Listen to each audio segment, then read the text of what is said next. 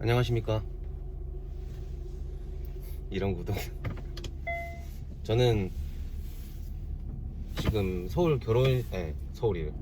대전 그 회사 선배님 결혼식 있어가지고 어제 결혼식 때문에 왔다가 이제 볼일 다 보고 아침에 일찍 서울 올라가고 있습니다. 이번에 시계를 하나 샀거든요. 애플워치 하나 샀는데 이 시계 사면서 뭐 굳이 필요가 없어가지고 기존에 가지고 있던 시계를 좀 팔려고 하거든요. 태그웨어라는 브랜드랑 런쥔이라는 브랜드의 시계인데 시계를 좀 좋아해가지고 가지고 있는데 당분간은 애플워치만 차게 될 것 같아가지고 좀 미련 없이 팔려고 좀 매물 내놨고 오늘 오후에 2시쯤에 한번 거래한다고 하셔가지고 지금 아침 일찍 겸사겸사 올라가고 있습니다. 좀 이 구도로 두 번째 찍는 건데 아는 지인이 얘기해 주더라고. 이게 구도가 좋은데 차가 좀 흔들릴 때 카메라가 같이 흔들린다고. 그래서 좀 일단 양해 좀 해주시고 어차피 제 방송 혹시라도 제 유튜브를 보시는 분들이 영상미 때문에 보시는 분들은 없을 거라 믿고 너무 흔들린다 싶으시면 사운드만 들어주셔도 무방하시고 안 보셔도 됩니다. 이거 많이 흔들리긴 하는구나. 고속도로 가면 좀 괜찮아지지 않을까 싶습니다. 오늘은 이거 어차피 저 혼자만의 세계니까 오늘은 좀 제 인생에 대해서 그냥 주저리 오늘 좀 길게 얘기해 보려고 합니다. 항상 특정 테마를 잡고서 한 5분으로 딱 스팟 끊어서 이렇게 제가 얘기를 하는 걸 좋아했는데 어차피 제가 이 유튜브를 찍는 이유, 채널을 운영하는 이유, 그리고 제가 어떤 삶을 살았고 어떻게 살아갈 건지에 대해서 그냥 제가 혼자서 리뷰하는 식으로 저가 스스로 보려고 이제 영상을 찍는 거니까 뭔가 이제 뭐 저희 이제 제 유튜브 들어오시는 분들 중에 두산 임파라 코어에 대한 거라든가 뭐 어떤 주식에 대한 것들에 대해서 궁금하신 분들이라면은 지금 바로 끄셔도 무방합니다. 그런 얘기 하나도 안 할 겁니다.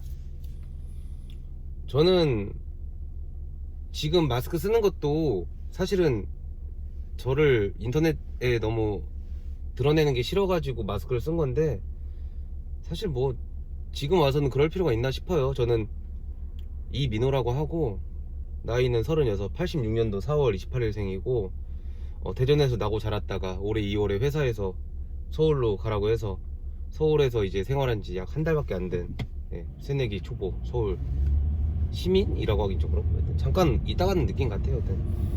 쭉 대전 살았는데 제 인생이 36년이면 짧다면 짧을 수 있고 길다면 길 수 있는데 제 유튜브를 보시는 분들이 많지는 않으시지만은 거의 대부분 30대 40대 남자분들이 많으세요.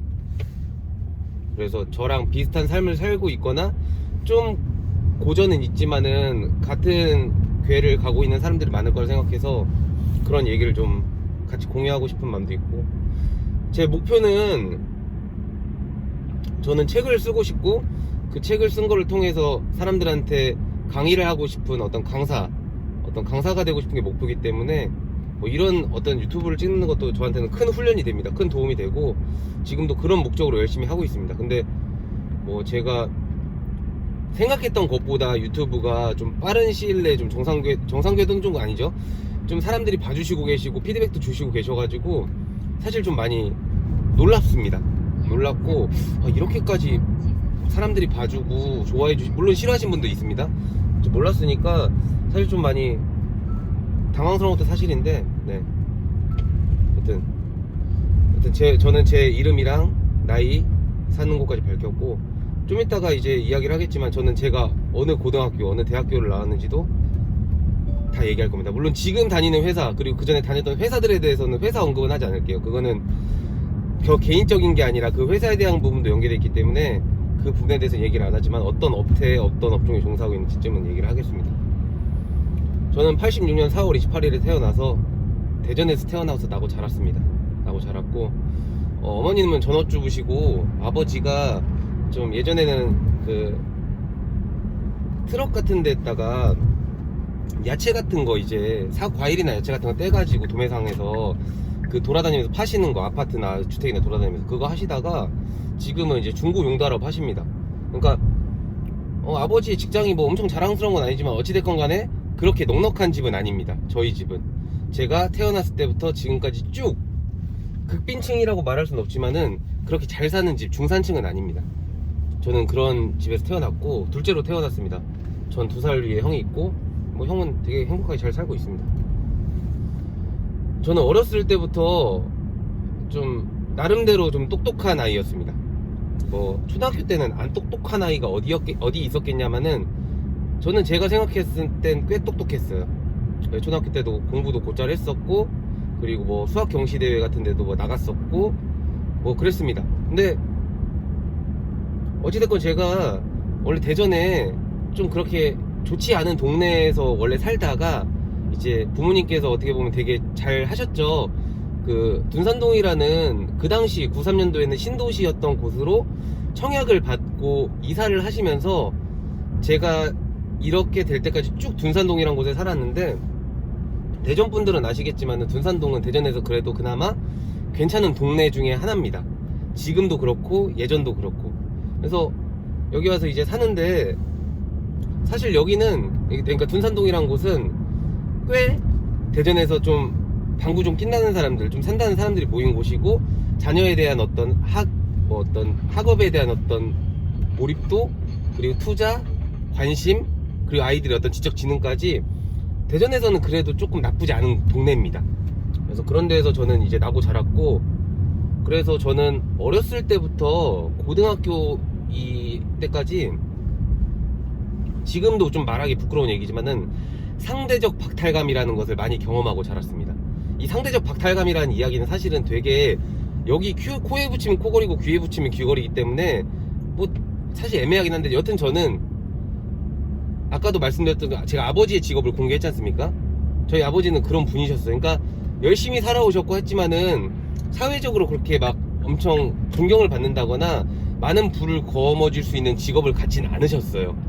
그렇기 때문에 상대적으로 다른 친구들에 비해서 뭐 넉넉하지 않은 삶을 살았겠죠. 그렇다고 부모님이 저를 밥을 굶긴다거나 뭐 준비물을 안 사줬다거나 옷을 뭐 안 샀다 이런 건 아닙니다. 다만 제가 말하는 건 어디까지나 상대적인 부분을 말하는 겁니다. 이거 이해하시는 분들 많을 거라 생각하고 더 이야기하지 않겠습니다. 그래서 그래 왔었고 저는 초등학교 때는 공부를 곧잘 했었다가 중학교 1학년쯤에 사춘기가 세게 왔습니다.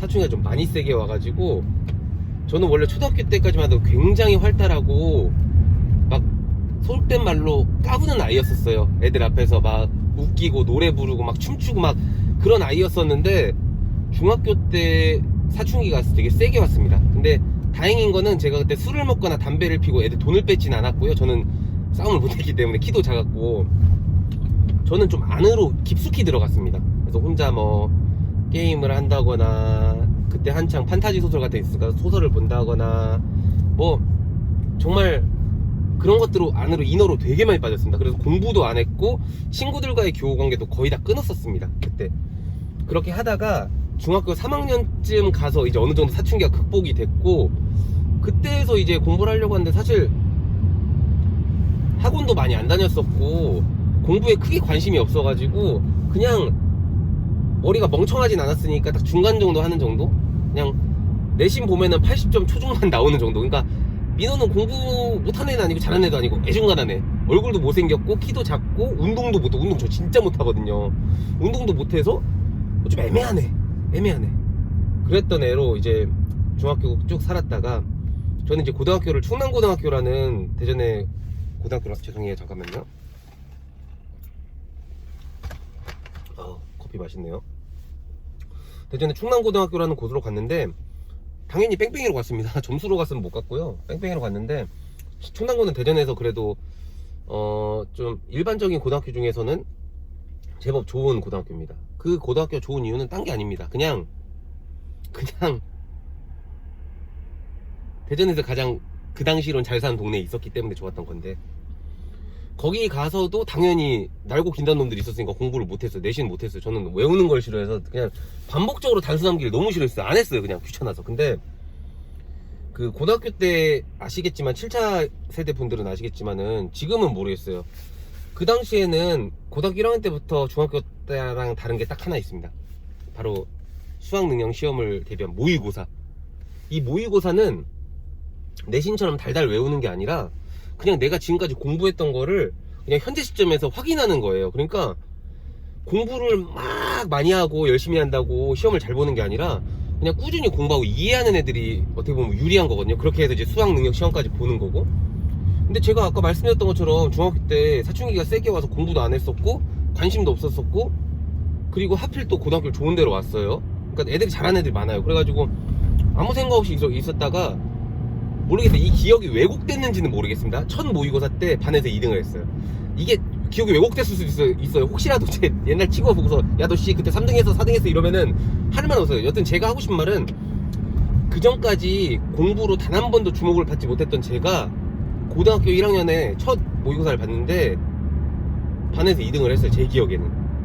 그러니까 되게 높은 성적을 받았었고 애들도 다 놀랐고 저도 놀랐어. 저조차도 내가 공부를 잘했었네? 그래가지고 그때부터 재미가 엄청 붙었어요. 공부를 저는 잘하진 못했고 많이 하진 않았지만은 저는 공부 되게 재밌게 했습니다. 저는 부모님이 되게 자유방임주의세요. 그냥 너의 인생은 너가 알아서 살아라라는 주의셨기 때문에 저한테 공부해라 뭐해라 잔소리 하신 적이 단 한 번도 없으세요. 단 한 번은 있었나요? 여튼 그런 스타일이시고 그래 저는 공부를 안 했어요. 왜냐면 하지 말랐는데 뭐하러 해요. 놀 게 얼마나 많은데 판타지 소설 얼마나 재밌는데. 근데 고등학교 1학년 때 첫 모의고사에서 그렇게 멋진 성적을 받고서 애들이 저를 좀 멋있게 보는 거예요. 이민호 씨 공부 잘하네? 멋있네? 그러니까 제가 그 뽕에 취한 거예요. 아 공부를 잘하니까 이렇게 사람들이 나를 주목하고 좋아해 주는구나.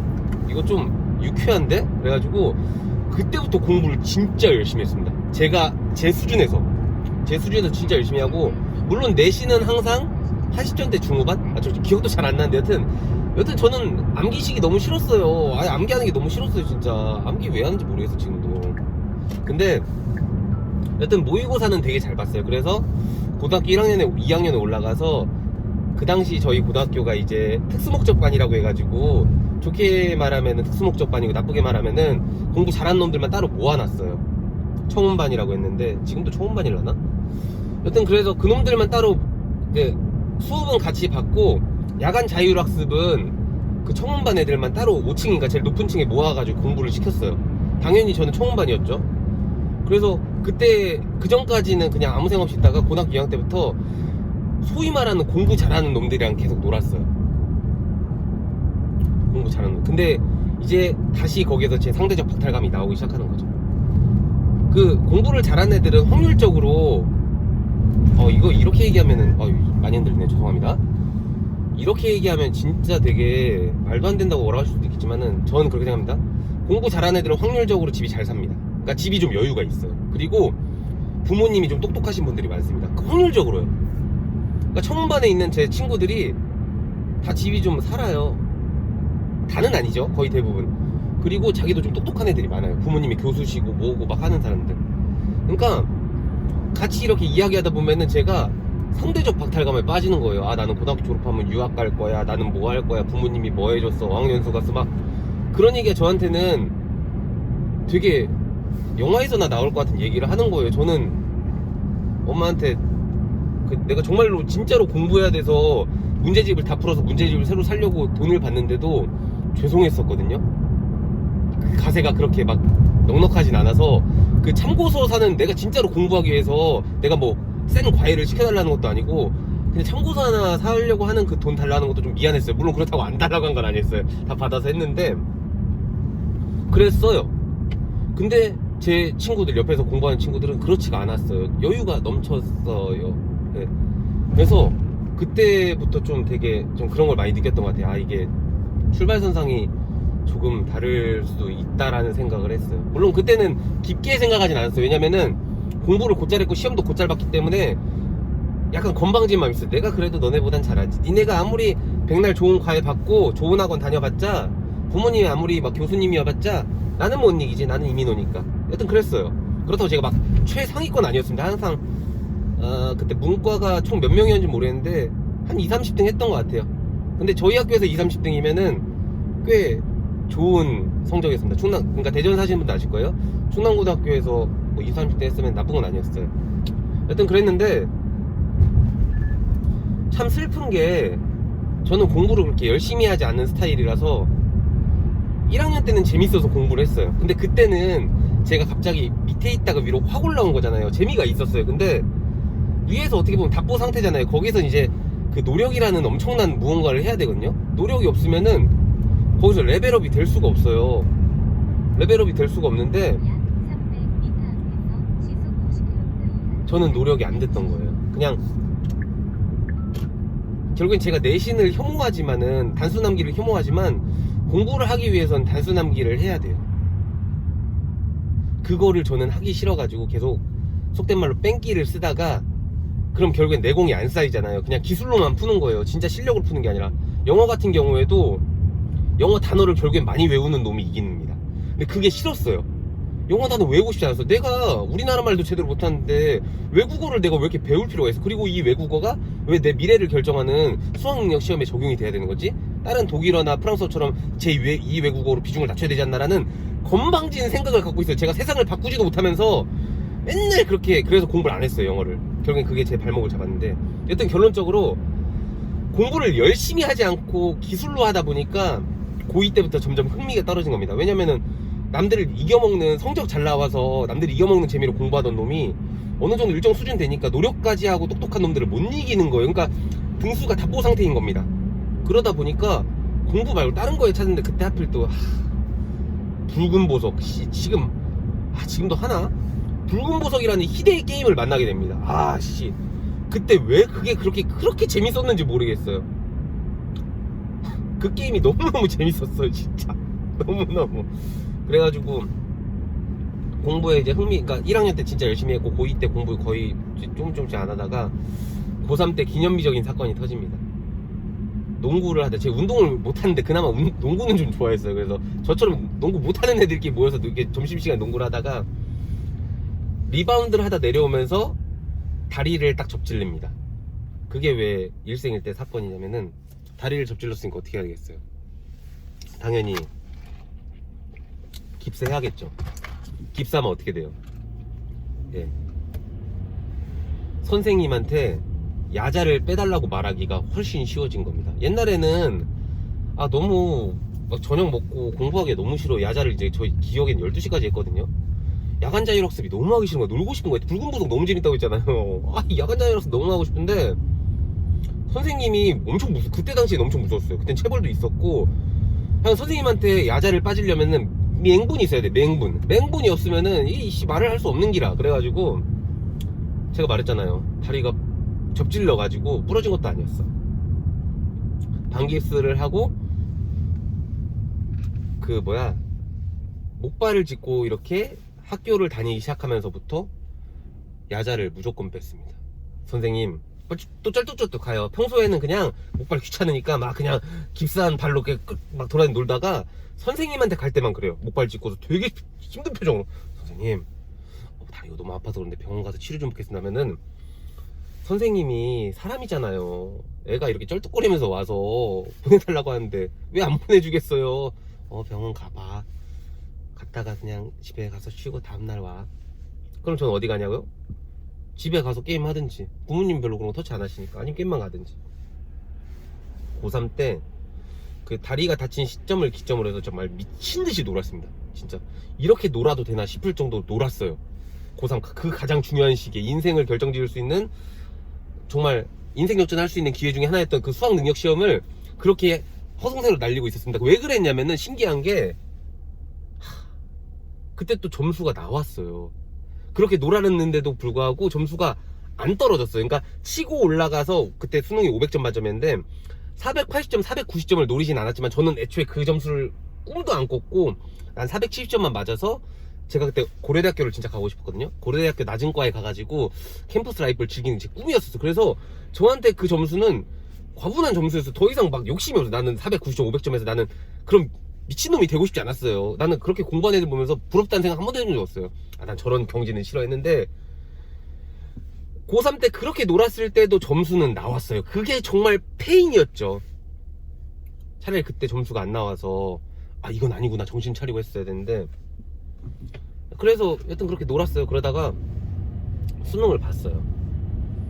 제가 6차 마지막 끝나고 이제 7차 1세대였을 거예요. 7차 1세대인데 저는 사실 아직도 그 학수가 뭔지 모르는데 여튼 수능이 500점으로 바뀌었었고 제가 봤던 수능이 2000 통행권이 정상 4년도 수능이었나? 안전운전 하십시오. 7차 1세대 수능이 저랑 같은 세대를 사신 분도 아시겠지만 역대급 물수능이었습니다. 물수능.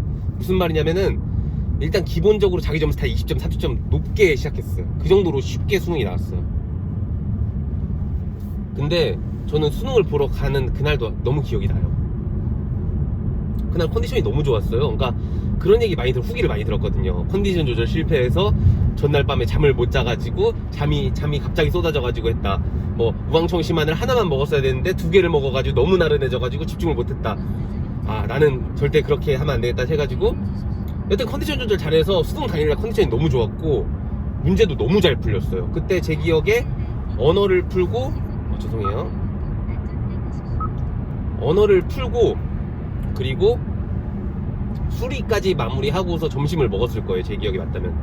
점심 먹으면서 그러면 안 되는데 아이들이랑 뭐 맞고 틀리고 좀 애들마다 다 헷갈리는 게 몇 개 있잖아요. 그걸 얘기해봤는데 이런 다 맞은 거야. 그리고 내가 언어 수학을 원래 자신 있는 과목이기도 했었고 풀어보니까 나쁘지 않았던 거란 말입니다. 그래서 오이씨 뭐야 이거 나 이거 서울대 가는 각인가?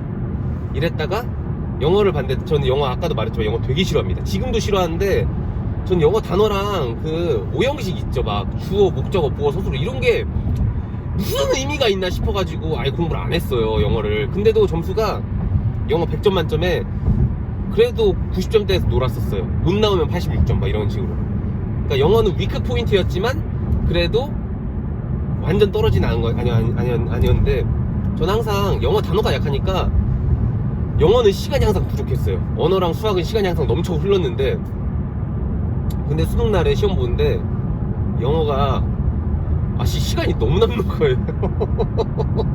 영어 한 20분 남았어요. 그러니까 뭐지? 나는 이런 게 나는 이런 사람이 아닌데 나는 영어 항상 시간이 부족해서 지문 읽다가 찍는 사람인데 그래서 2번을 더 봤어요. 헷갈린 거를 별표 친 거 있잖아요. 별표 친 걸 2번을 봤는데 내 해석이 너무 완벽한 거야. 그때도 지문도 잘 익혀. 그래서 와 미쳤다. 그래서 그때 누워서 잤다니까 한 10분은 잤어요. 영어 시간에 마치 수포생처럼 영포생처럼 누워 잤어요. 그러면서 야 미안하다 고려대 미안하다 나 미안하지만 나 레벨업 서울대 가야겠다. 미안하다. 내가 이렇게 위크 포인트는 영어를 완전 이건 내가 거의 갔을 때 95점 이상인데 끝났다. 미안하다. 잤어요. 그리고 이미 업이 됐잖아요. 언어 잘 받고 수학 잘 받고 영어 잘 받고 사회탐구는 사실 그렇게 비중이 크지 않았거든요. 지금은 모르겠지만 그때는 그랬어요. 대충 봤어요. 그리고 사회도 어차피 암기 과목이기 때문에 점수는 그냥 고만고만해서 2, 3등은 나왔을 거예요. 1등급 나오고 막 하여튼 제2외국어 대충 보고 저 독일어였는데 그러고서 이제 나왔어요. 나와서 이제 집에 갔어요. 그래서 가채점을 하게 됩니다. 가채점을 했는데 그 당시 제 기억에 언어가 93점인가 4점 나왔을 거예요. 거의 1등급 나왔을 거예요. 1등급. 그러니까 제가 원래 봤던 좀 재수없어서 죄송합니다. 언어는 제 실력대로 나왔어요. 그리고 수학이 제 기억에 100점 만점 86점인가 나왔을 거예요. 그래서 2등급인가 나왔을 건데 1등급인가 2등급이 나왔을 건데 이거는 원래 제 성적보다 좀 못 나왔어요. 근데 이건 감당할 수 있는 수준이에요. 이거 내가 좀 틀렸네 실수했네 86점 아쉽긴 하지만 어쩔 수 없어 하고서 영어 가채점을 하는데 진짜 신기한 게 가채점을 이제 점수 이제 정답지를 이제 뺏겨서 하잖아요. 진짜 웃긴 게 영어가 보통 이제 공부 잘하는 친구들 공감하겠지만은 동그라미 치다가 가위를 가끔 치는 거예요. 가위 동그라미가 아니라 공부 잘하는 친구들은 동그라미가 기본이고 가위가 되게 특별한 일이거든요. 근데 가위가 나오는 거예요. 그래서 혹시 그거 아세요? 갑자기 등에서 식은땀 나는 거 막 그 수사적인 표현이 아니라 진짜로 식은땀이 아마 났을 거예요. 이거 아닌데 이러면 안 되는데 왜냐면 수학 능력 시험이고 내 인생에서 첫 번째 변곡점을 줄 수 있는 그런 중요한 시험이었고 잘 봤다고 생각을 했는데 가위가 나온 거예요.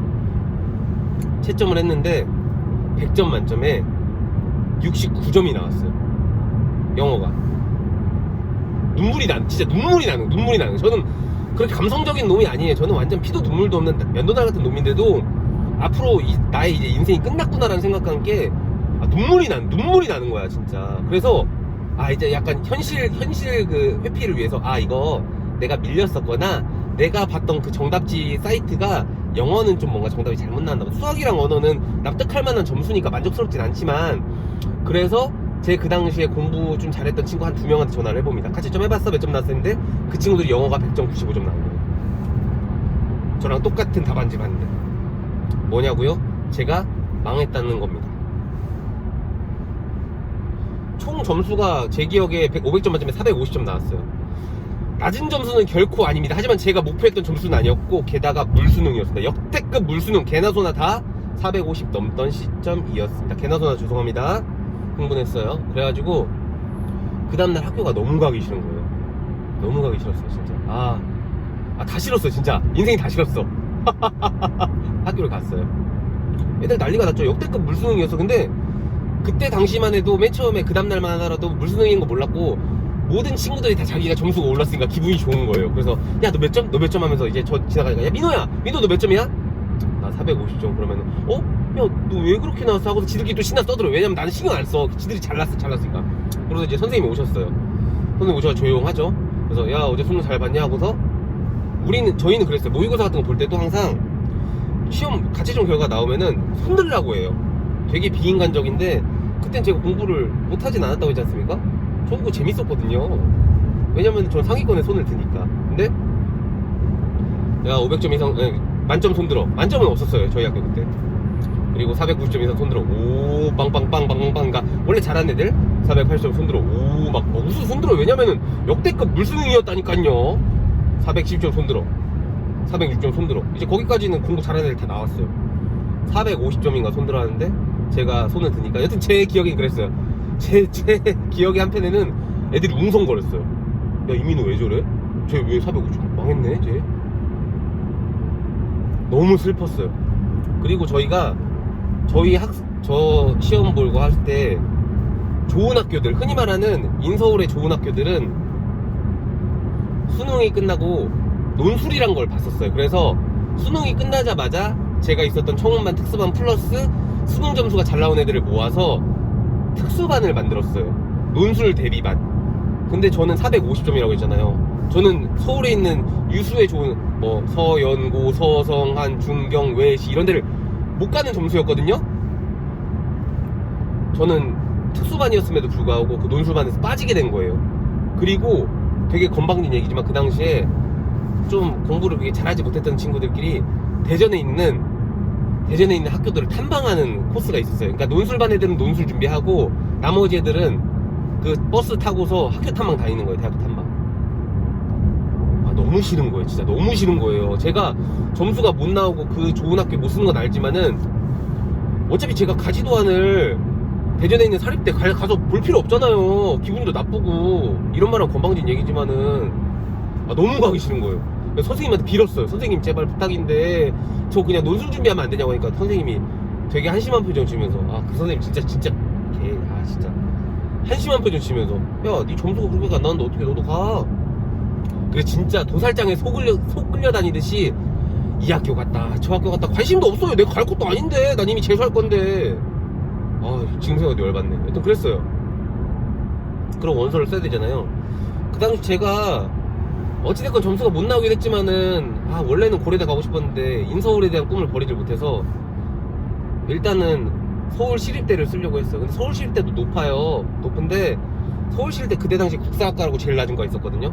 거기를 쓰려고 했어요. 왜냐면은 저 집이 못 살잖아요. 그러니까 집이 잘 살지 못했잖아요. 그래서 부모님이 딱 그 얘기를 하셨었어요. 너한테 서울대, 연세대, 고려대까지는 부모님이 집을 팔아서라도 보내주겠다. 하지만은 그 밑에 학교는 너무 들어가는 비용이 많기 때문에 너를 지원해줄 수 없다. 그럼 너는 대전에 충남대라고 지방 국립대가 하나 있거든요. 거기가 싸니까 거기를 가라라고 미리 얘기를 해놓으셨어요. 그래서 제 과대는 서울에 인서울 하고 싶은데 갈 수 있는 학교가 서울시립대가 쌌었거든요. 제 기억에 그때 학비가 서울에서 시에서 지원하기 때문에 서울시립대 국사학과를 쓰려고 했어요. 그리고 정말 쓰기 싫었지만 아버지가 쓰라고 해서 충남대학교 경영학과를 썼어요. 충남대학교에 좋은 학교입니다. 저 충남대학교 졸업했어요. 근데 어찌됐건 제가 목표했던 학교에는 못 가니까 무슨 의욕이 있겠습니까? 그냥 하루하루 페인처럼 살았어요. 그러다가 거짓말처럼 원서 써야 되는데 라고 하는 날이 서울시립대 원서 접수 마감 날이었어요. 그 우편으로 보낸 접수는 이미 끝난 거고, 내가 정말 서울시립대를 가고 싶으면은 그날 기차를 타고 올라가서 서울시립대 현장 접수를 하면은 접수를 할 수 있는 마지막 날이었어요. 제가 접수를 했을까요? 당연히 안 했죠. 왜냐면 난 서울시립대 사실 가고 싶지 건방진 생각이지만 서울시립대 가고 싶지 않았거든요. 나는 재수해서 고려대 갈 거라고요. 그랬거든요. 근데 충남대는 원서를 썼어요. 어쩔 수 없이 아버지가 부탁을 하셨거든요. 충남대 경영학과 가라. 싫다. 가라. 싫다. 그럼 너 지원 없다. 알았어요. 그러면 일단 갈게요. 근데 선생님이 그때 담임선생님이, 제 기억에 왜곡이 있을 수도 있습니다. 담임선생님이 저 되게 자존심을 긁는 말을 되게 많이 했어요. 야, 너 어차피 서울대 여기 충남대 너 점수 안 돼 떨어져 이러는 거예요. 저 공부 잘했었거든요. 근데 여튼 썼는데 붙었어요. 저 장학금 못 받았지만은 그 면접 보러 온 교수님이 민호 씨는 점수 좀 많이 남는데 왜 충남대 썼냐고 할 정도로 썼었어요. 그리고 제 기억이 맞다면 저 충남대 인문대가 문과가 그때 당시에 항목별 가중치가 있었거든요. 예를 들어 언어 42%, 영어 42%, 수학을 8% 봤어요. 근데 저 수학 잘 봤잖아요. 그러니까 저 버리고 간 거예요. 충대 갔어요. 갔는데 얼마나 건방졌겠습니까? 그냥 학교 다니기가 너무 싫었어요. 진짜 너무 싫었고, 학교에서 애들 마주치는 애들 꼴 보기 싫었어요. 그러니까 걔네들한테 미안한데 걔네가 뭔 잘못이 있어요.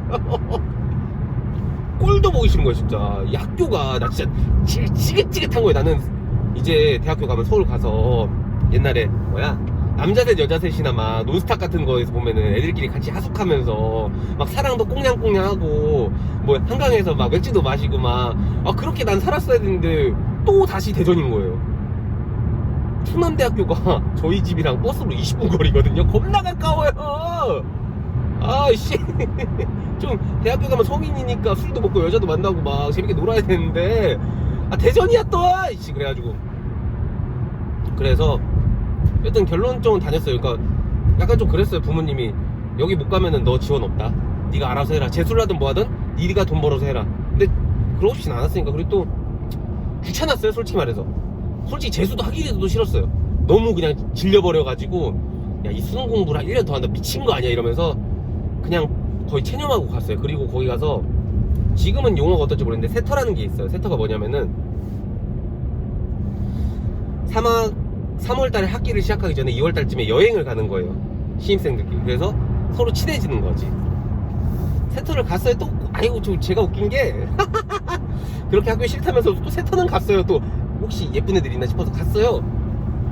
갔는데 거의 첫날 술을 먹는데 좀 건방진 생각이긴 하지만은 거기 사람 제가 얼마나 막 제가 깔아봤겠어요. 아씨 나는 여기 있을 사람이 아닌다. 아씨 수준 떨어져 막 이러고 있다가 삼수에서 온 형이 저랑 같은 학번이었던 형이 제 옆자리에 술 먹는 거예요. 그래서 그때 그 형 보고서 이 사람은 도대체 뭐 하는 사람이길래 삼수까지 해가지고 이 학교로 왔을까 싶었는데 그 술 먹다가 얘기를 하는 거예요. 민호야 너 보니까 내 생각이 나서 하는 얘기야. 형이 맨 처음에 수능을 봤을 때 어디 학교 붙었는지 알아? 물어보는 거예요. 그래서 궁금하잖아요. 그래서 어디 학교 했더니 성균관대 경영학과 붙었다는 거예요. 미친 거 아니에요? 성균관대면은 바로 어떻게 보면 서영고 아래잖아요. 그래서 형 근데 왜? 그랬더니 형이 그러는 거예요. 민호야 너 재수하는 것도 좋고 네 눈빛을 보니까 네가 여기 탐탁지 못하게 생각하는 것 같아서 형이 이야기를 해주는 건데 너 어설프게 할 거면은 형처럼 된다고. 형도 서영고 가려고 성균관대 붙었는데 재수하고 삼수했는데 결국에는 여기까지 왔다고. 물론 잘할 수도 있지만은 재수 삼수하는 게 쉬운 게 아니라고. 남들 놀 때 너가 남들 막 이제 연애하고 술 먹고 과생활 즐길 때 네가 공부한다는 건 엄청나게 어려운 일이기 때문에 네가 만약 하더라도 각오하라고 해서 저는 쫄보였습니다. 바로 그냥 나 재수 안 할랭 나 재수 안 할랭 하고서 그냥 학교 다니기로 한 거예요. 그렇게 해서 충남대학교 경영학과 과생활을 시작했습니다. 근데 박탈감은 어쩔 수 없는 겁니다. 고등학교 때는 잘난 놈들과의 상대적 박탈감이었고 대학교 와가지고는 그 잘난 놈들이 그 유수의 좋은 학교를 가가지고 막 자랑하는 그런 것들에 대한 박탈감이었죠. 그래가지고 그 또 톱밥을 굴렸어요. 열심히 놀면서 저 대학교 때 공부 안 했어요. 공부 안 하고 놀면서 나를 레벨업을 시켜야 되는데 공부는 하기 싫고 뭐가 없을까 하다가 그 당시에 어차피 이제 보통 1학년 끝나면 군대를 갔거든요. 군대 가잖아요. 근데 죄송해요 잠깐만요. 저 한 30분 찍으려고 했는데 벌써 35분이네. 어차피 지금까지 보시는 분들도 없을 거니까 그냥 편하게 얘기할게요. 그래가지고 도로가 좀 괜찮아야지 이게 안 덜컹거리는데 지금 도로가 공사 중이라서. 여튼 1학년 때 공부나 하기 싫고 뭐 자격증 같은 거 뭐 CPA나 뭐 세무사 뭐 이런 거 따긴 싫고 딸 수도 없지만 좀 공부 안 하면서 날 스펙 올릴 수 있는 게 없다 하다가 보니까 그 당시에 군대를 갔어야 되는데 ROTC라는 게 있더라고요. ROTC가 뭐야 하고 봤더니 3, 4학년 때 후보생 생활을 하고서 나중에 장교로 인간을 한대요. 그래서 제가 이제 학교 선배님들이나 이렇게 물어봤는데 괜찮더라고요. 어차피 병사로 가는 것보다 이게 장교가 실급 공무원에 준하는 대우를 받거든요. 물론 공무원 급여는 호봉빨이긴 하지만은 어찌됐건 간에 돈도 병사로 가면은 10만원도 못 받았으니까 월 200 좀 안 되게 받았던 걸로 기억하고, 그리고 좀 간지나는 거예요. 좀 멋있는 거예요. 장교? 병사로 가는 것보다 낫겠는데? 그래가지고 아무런 소명 의식 없이 목적 의식 없이 2학년 1학기 때 학군단 시험을 신청합니다. 붙었어요. 뭐 경쟁률 사실 높지도 않았어요. 뭐 학군단 사실 잘 애들 몰라. 그러니까 보통 애들이 모르는 애들이 많았어요. 그러니까 딱 알고 있는데 학군단 일반 병사 카투사? 나는 그냥 일반 병사 갈래. 난 카투사를 갈래. 이게 아니라 학군단은 그나마 알았던 애들은 한 거고 몰랐던 애들 많았어요. 그래가지고 학군단 했는데 여튼 저는 그때 되게 재밌었어요. 학군단 생활할 때 힘들기도 했었고, 저는 좀 성격이 되바라져서 선배들한테도 정말 많이 혼났어요. 인사도 안 하고 막 싸가지도 없다고 막. 그러면서도 저는 여튼 동기들이랑 어찌됐건 간에 3학년 딱 되면은 일단 일반 친구들은 다 군대 가 있어요. 거의 대부분 유학 가거나 군대 가거나. 그러면은 여자애들 빼고 놀 수 있는 애들이 학군단 동기들밖에 없어요. 왜냐면 일반 애들은 다 군대 가 있으니까. 내가 술 먹고 싶어 놀 수 있는 애가 학군단 동기밖에 없어요. 그러니까 자연스럽게 친해져요. 그리고 학군단 동기들이 애들이 다 저랑 비슷해요. 고만고만 애들. 공부 그렇게 잘하는 것도 아니고 못하는 것도 아니고. 왜냐면 학점이 너무 떨어지면 학군단 아예 못하니까.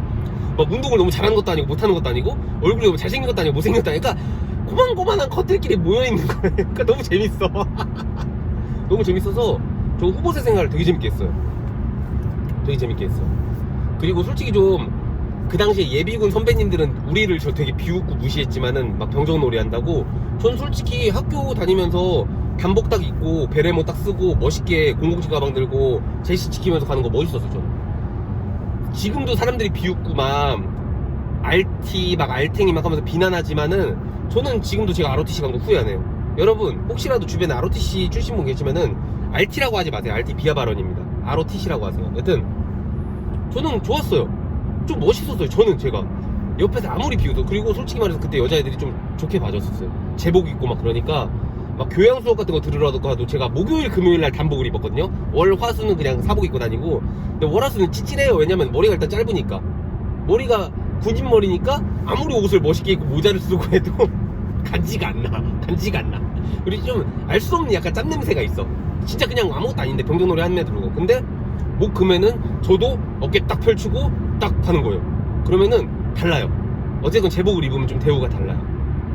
네. 여튼 그래가지고 좀 그 뽕을 느끼면서 3, 4학년 학군단 생활을 무사히 마쳤고 졸업을 하고, 저희는 이제 휴학이 없어요. 휴학을 하면 안 돼요.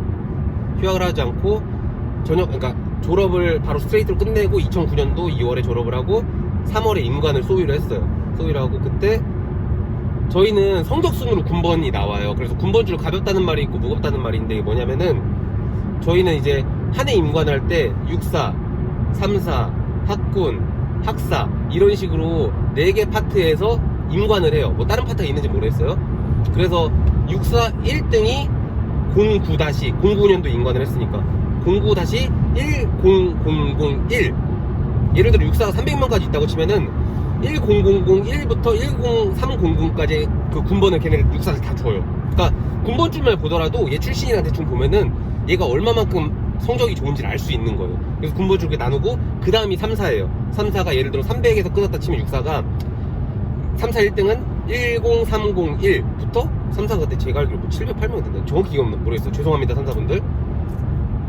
3사 끝번호까지 해서 군번이 나오고, 그 다음 번이 예를 들어서 3사가 11000으로 끝났어요. 그러면 11001이 학군 1등인 거예요. 저희가 한 해 임관자가 4000명이었거든요 4000명 중에서 1등을 하면은 11001이라는 군번을 받는 거예요. 그러니까 군번줄만 보더라도 가벼운지 무거운지 얘가 열심히 했는지 안 했는지를 아는 거예요. 저는 군번줄이 되게 가벼웠습니다. 그러니까 되게 가벼웠다는 게 거의 뭐 몇십 등 했다는 건 아니고, 저희 4000명이라고 했잖아요. 저는 거진 600등 정도 했거든요.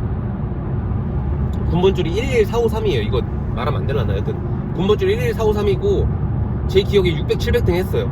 그러니까 저 임관하기 전에 학교에서 수료식 할 때 상도 받았었으니까 못하진 않았었고, 그리고 제가 포병이라는 병과로 임관을 했는데 포병학교에서 총학생장이라는 것도 하고, 여튼 그때 열심히 했었어요. 그때는 왜 그랬는지 모르겠는데 장기 가고 싶었어요. 원래는 제가 경영학과니까 병참이라고 해가지고 군 내 수송과 보급을 담당하는 병과에 가서 그걸 마치고서 그 특기를 바탕으로 물류회사에 취직을 하고 싶었어요. 대학교 다닐 때부터 금융권은 별로 가고 싶지 않았거든요. 저는 실체가 없는 집단이라고 생각을 해서 좀 실체가 있는 유통이나 물류 쪽으로 가고 싶어 했었어요, 원래. 그랬는데 제가 병참을 떨어졌어요. 여튼 제 위에 군번까지가 아마 됐을 거예요. 그러니까 성적순으로 자르는 거라서 ROTC는 장기보다는 단기로 마무리하려는 친구들이 많기 때문에 병기, 병참 같은 기행병과라고 하거든요. 기술행정병과. 이런 병과의 경쟁률이 되게 높아요. 육사는 상대적으로 그 경쟁률이 낮고, 왜냐면은 전투병과의 어떤 진급률이나 승진률이나 별을 달 수 있는 장성 확률이 높기 때문에 육사, 3사 애들은 전투병과가 높고 학군 애들은 기행병과가 압도적으로 높아요. 그래서 기행병과 병참을 떨어지고, 여튼 포병에서 제가 학교 충남대학교 ROTC에서는 1등으로 들어갔을 거예요. 그리고 그 포병학교에서도 저 높은 편이었고, 그래서 총학생장하고 임관을 했어요. 저는 5사단이라고 하는 경기도 연천에 있는 그 보병대대에, 그 빵빵빵 포병대대에 칙지장교라고 임관을 했어요. 칙지장교가 뭔지 칙지를 잘 모르시고, 포병분들은 칙지를 아실 거고 포병이 아닌 분들은 칙지를 모르실 건데, 쉽게 생각해서 포가 들어갈 때 포진지 위치 잡아주는 그 GPS 잡아주는 역할을 해주는 거예요. 그 장교였는데, 칙지장교는 칙지분반이 병사들이 한 7, 6명밖에 없기 때문에 그 칙지반이 할 일이 전시에나 있지 평시에는 많이 없어요. 그래서 그 본부중대 부중대장 같은 역할을 해요, 칙지장교가. 그래서 본부중대 부중대장 역할을 했는데, 그 군생활 딱 1년 하면서 아, 여기는 내가 오래 있을 곳이 아니다라는 생각을 했어요. 그러니까 군대를 비하하는 건 아니지만은 저는 군대에서 성공하는 부류는 딱 두 가지가 있다고 생각합니다. 저는 그 두 가지에 해당되지 않아서 저는 전역을 했거든요. 그 중2까지 하고 2년 4개월 하고. 군대에서 저는 장교로 성장하려면은 딱 두 가지입니다. 첫 번째 케이스는 진짜 일도 잘하고 똑똑해야 돼요. 그 사람들은 무조건 성공합니다. 그리고 두 번째는 무식하고 시킨 대로 잘하면 돼요. 그러니까 군대에서 시키는 업무들이, 군대는 메인테인, 유지보수하는 업무입니다. 일반 사기업처럼 성과를 내야 되고 내가 막 성과를 내가지고 막 뭘 더 팔고 해야 되는 게 아니라 전투력 보존이라고 해서 언제 일어날지 모르는 전시 상황에 우리가 바로 투입될 수 있도록 전투력을 꾸준히 좋은 수치로 유지를 해야 돼요. 그러니까 뭐냐면은 매일매일 빡세게 할 일이 별로 없어요. 훈련을 뭐 매번 한다고 하더라도 그걸 맨날 전투처럼 할 수는 없는 거잖아요. 그래서 쓸데없는 일을 진짜 많이 시키거든요. 진짜 많이 시켜요, 쓸데없는 일을. 군대에서 전 장교임에도 불구하고 이런 걸 왜 해야 되지 싶은 걸 너무 많이 시키는데, 여기에서 제가 오래 살아남으려면은 두 가지더라고요. 그걸 너무 효율적이고 똑똑하게 하나하나 쳐내가면서 에이스가 되든가, 뭘 시켜도 스트레스 안 받고, 일단 스트레스를 안 받아야 돼요. 그 시킨 거에 의문을 가지는 순간 끝이야. 왜냐면 내가 스트레스 받으니까. 뭘 시키든 간에 네 알겠습니다, 충성 열심히 하겠습니다 하고서 일을 하면은 그 친구들은 중령은 달 수 있어요. 전 근데 그 두 부류가 아니었어요. 그래서 저는 과감하게 전역을 했습니다. 그리고 또 하나 이유가 있는데, 저는 말씀드렸던 것처럼 운동을 싫어하잖아요. 운동을 싫어하는 게 뭐 특별한 이유가 있어서 싫어하는 게 아니라, 저는 승부욕이 엄청 강해요. 저는 뭐라든 간에 지는 거 싫어하거든요. 근데 전 태생적으로 개성 개발이에요. 운동을 잘 못해요. 그러니까 원래 제 DNA가 운동을 잘할 수 있는 DNA가 아닌 겁니다. 근데 제가 말했잖아요, 지는 거 싫어한다고. 축구를 하면은 항상 수비를 보고 있는 거예요. 농구를 하면 항상 패스하다 애들한테 뺏겨. 제가 제 성격에 하겠습니까? 안 하겠습니까? 안 했어요. 근데 군대를 장교로 갔는데 나 진짜 제가 1년은 그 직장교하고 1년은 인사과장 했거든요. 나 진짜 인사과장 할 때 너무 토할 것 같은 게, 대대장님이랑 간부들이랑 점심 식사 먹고서 나 진짜 항상 족구를 해요. 저희 대대장님실 바로 앞에가 인사과였거든. 그 중간에가 족구장이었는데 나 진짜 족구 좋아하시는 분들이 땡큐겠지만은 맨날 점심 먹고 족구를 하는데 저는 족구하기 싫으니까 들어갔거든요. 근데 맨날 야 인사 너도 와서 하라고, 인사 너도 와서 하라고. 나 진짜 지들이야 좋아서 하는 거지. 그게 너무 싫었고 맨날 토요일마다 볼을 찼어요. 나중에는 이제 중2 달고 짬 먹었을 때는 짜증나서 안 갔는데 소위 때는 그럴 수가 없잖아요. 그 신입사원이랑 똑같아요. 잘 보여야 되니까 선배가 야 토요일날 새벽 6시에 전국 운동장에서 축구하는데 다 나와. 예민호 뭐 있어? 없어? 나와. 왜 못 나와? 이러니까 무서워서 나가요. 근데 제가 말했잖아요. 운동 싫어한다고. 아니 그 주말에 일어나는 것도 빡세게 짜증나는데 내가 가서 그 새벽에 가서 하기 싫은 볼까지 찬다? 근데 이 짓을 매주 하는 거예요. 그래서 야 군대는 내가 있을 곳이 아니다. 나랑 업무의 스타일도 안 맞을 뿐더러 여기는 운동을 잘해야지, 운동을 좋아해야지 재밌게 일할 수 있는 곳이겠다. 저는 과감하게 미련 없이 손절을 하고 저녁날만 손꼽아서 기다렸어요. 저녁을 했습니다. 그러고서 이제 취업을 해야 되는데 저는 또 그런 게 있었어요. 저희는 이제 ROTC 출신들은 지금은 모르겠는데 옛날엔 대기업의 장교 전형이라고 해가지고 저희 전역할 때 맞춰서 일반 대학생들이랑 다르게 뽑았어요. 저희끼리만 경쟁을 하게 해서. 그게 왜 그러냐면은 보통 일반적으로 그 군대 병사로 갔다 와서 이제 준비를 할 때 거의 보통 대부분이 자격증, 공모전, 어학연수 이 세 가지는 기본이었거든요. 저희 때. 근데 ROTC 애들은 휴학을 못하니까 어학연수, 공모전, 그리고 영어 점수 이런 거 없어요. 아니 있어도 포트폴리오 자체가 비루해. 일반 대학생 졸업생들이랑. 근데 ROTC를 뽑는 이유는 있거든요. 어찌됐건 장점이 있어요. 그 회사 생활을 할 때 통솔력도 있고 리더십도 있으니까. 그래서 회사에서 보통 ROTC를 뽑을 때 ROTC끼리만 뽑았어요. 왜냐면 니네들은 어차피 그런 포트폴리오가 없으니까. 근데 전 또 건방졌던 게 이미 전 잘났잖아요. 잘하니까 군대에서도 일은 잘했어요. 싸가지는 없었어도. 근데 너무 제가 생각했을 때 제가 너무 앞만 보고 살았던 거야. 대학교 바로 갔지, 휴학 한 번도 안 하고 졸업하자마자 군대 임관했지, 전역할 때쯤 되니까 바로 취업해서 또 일하기가 너무 싫은 거예요. 그래서 장교 전역을 과감히 포기했습니다. 상반기 때. 그리고 난 전역하고 좀 한 2-3개월 쉬었다가, 왜냐면 그때는 월급을 받았으니까 전 차곡차곡 모았거든요. 돈이 한 3천만 원 좀 안 되게 모았을 거예요. 2년 4개월 하면서. 저는 허투짓 안 했거든요. 동기들 중에 술 먹고 여자 좋아하는 애들 많았어요. 근데 여튼 3천만 원 정도 모았는데 돈도 있고 시간도 있겠다. 나는 좀 놀다가 하반기에 취업해야지 했는데 그게 패착이었죠. 상반기 장교 전형 애들 싹 다 뽑아놓고서 하반기 때 장교 전형이 없었어요. 그래서 저도 겁나게 놀다가 이제 하반기 때 좀 취업 좀 해볼까 하고 했는데 제가 그 당시 토익 점수가 775점이었거든요 775점이에요 아마 문과분들은 저보고 미친놈이라고 하실 겁니다. 인문대생이, 거기다 저 지방대잖아요. 지방대생이 취업을 해야 되는데 토익 점수가 800점을 못 넘었다? 얘는 취업을 안 하겠다는 겁니다. 근데 저는 아무 생각이 없어요. 왜냐면은 스터디도 안 했어요. 그냥 나 잘난 맛에 살았기 때문에 나 ROTC 출신이고 뽑아주겠지. 그래도 지방 국립대는 나서 국립대니까 당연히 서류를 엄청 썼는데 다 떨어졌어요. 다 떨어졌어요. 아직도 기억나는 게 안 갔으니까 회사를 얘기할 수 있는데 동부건설이라는 회사에서 인사팀을 제가 썼어요. 지금 생각하면은 진짜 이불을 몇 번이고 걷어차요. 아시겠지만은 보통 대기업, 동부건설 대기업이 그 당시엔 대기업이었거든요. 동부건설 인사팀이라 하면은 아무리 작은 회사라고 하더라도 인사팀, 전략팀, 기획팀 이런 애들은 초고스펙들만 뽑는데 토익도 775점인 놈이 썼어요. 근데 서류 이상이 붙여졌어요. 왜 면접 보러 갔는데 거기가 그때 PT 면접이 있었어요. 그래서 동부건설이 이제 현안들에 대해서 하나를 찝어서 그거에 대해서 5분 정도 프레젠테이션을 발표하는 거예요. 장단점 뭐 이런 것들을. 근데 사실 정말 건방지지만 동부건설 공부도 안 하고 갔어요. 딱 봤는데 용산 재개발인가 재건축인가 그거에 대해서 자기 의견 서술해보라는 거예요. 동부건설 입장에서. 이걸 아마 제가 취업 스터디를 진지하게 준비했으면 되게 멋있게 발표했어요. 지금 같았으면은 저 진짜 잘할 수 있어요. 근데 그 당시에는 쥐뿔도 모르잖아요.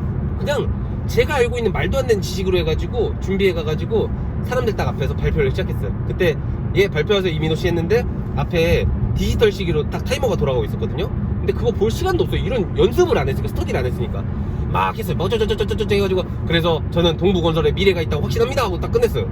딱 하고서 타이머를 보니까 3분을 가리키는 거였어. 아, 내가 3분을 썼고 2분이 남았구나. 좀 빨리 끝냈네 했는데 그 3분에서 3분, 2분 59초, 2분 58초. 그러니까 제가 5분짜리를 2분 만에 끝낸 거예요. 긴장해서 말도 겁나 빨리 하고. 그래서 면접관들 그때 표정이 약간 이 바보는 뭐야? 우리 회사를 아예 모르네? 아예 모르네? 얘 스펙 보니까 쥐뿔도 없는데 근데 인사팀 썼네? 그래 약간 정적이 흘렀어요. 그 정적을 저는 느낄 수 있어요. 아, 이게 좋은 정적, 그러니까 기분 좋은 바이브는 아니구나. 근데 그러다가 이제 한 분이 이제 너털웃음 지면서 아, 이민호 씨는 역시 장교 출신이란가 그런가 시원시원하구만 하고서 최대한 좋게 저를 까고 한 2개인가 질문 받고 나왔어요. 패배를 직감했죠. 아, 이 사람들이 나한테 관심이 없구나. 아마 제 기억이 모르겠지만 그때 실무자분들이랑 인사팀 직원분이랑 이렇게 한 3분이나 4분 앉아 계셨었는데 동부그룹이 그때 설릉역에 있었는데 본사가 진짜 건물 멋있었거든요. 아, 이런 회사에서 일해보고 싶다. 좀 준비 잘했었으면 그래도 했을지도 모르는데 여튼 그렇게 하고서 근데 어찌어찌 해가지고 그때 공채 때 일반 전형으로 해가지고 합격을 하나 했었어요. 어느 회사라고 말을 못해요. 왜냐면은 뭐 어차피 지금은 그만뒀으니까 얘기를 해줘도 될지 모르겠지만은 아 근데 죄송한데 벌써 51분이네요 그냥 이거 말 나온 김에 그냥 끝까지 한번 찍어볼게요. 한 2시간이나 3시간 찍어볼게요. 아마 왠지 이거 끝날 때쯤이면 저 서울 가겠는데요. 대전에서 일단은 그렇게 해가지고 첫 번째 회사를 들어갔어요. 그 회사는 아 이렇게 얘기하면 아실라나? 편의점 회사였어요. 편의점 회사였어요. 그때 제가 죄송합니다. 제 스타일이 뭐였냐면은 취업 준비를 할 때 그 당시에 사람인이라는 포털 사이트가 있었어요. 그 포털 사이트에서 연봉순으로 봐요. 왜냐면 하반기 대종고시 쫙 뜨잖아요. 연봉순으로 쫙 봐요. 그러니까 내가 이름 아는 회사, 연봉 높은 회사만 써요. 예를 들어서 고려 아연이라는 회사가 진짜 좋은 회사라는 걸 지금은 알거든요. 근데 그 당시에는 고려 아연 모르잖아요. 왜냐면 거긴 소비재 B2C가 없으니까 많이 왔으니까 고려 아연을 모름에도 불구하고 딱 연봉을 봐요. 연봉은 4천 넘네? 그럼 썼어요.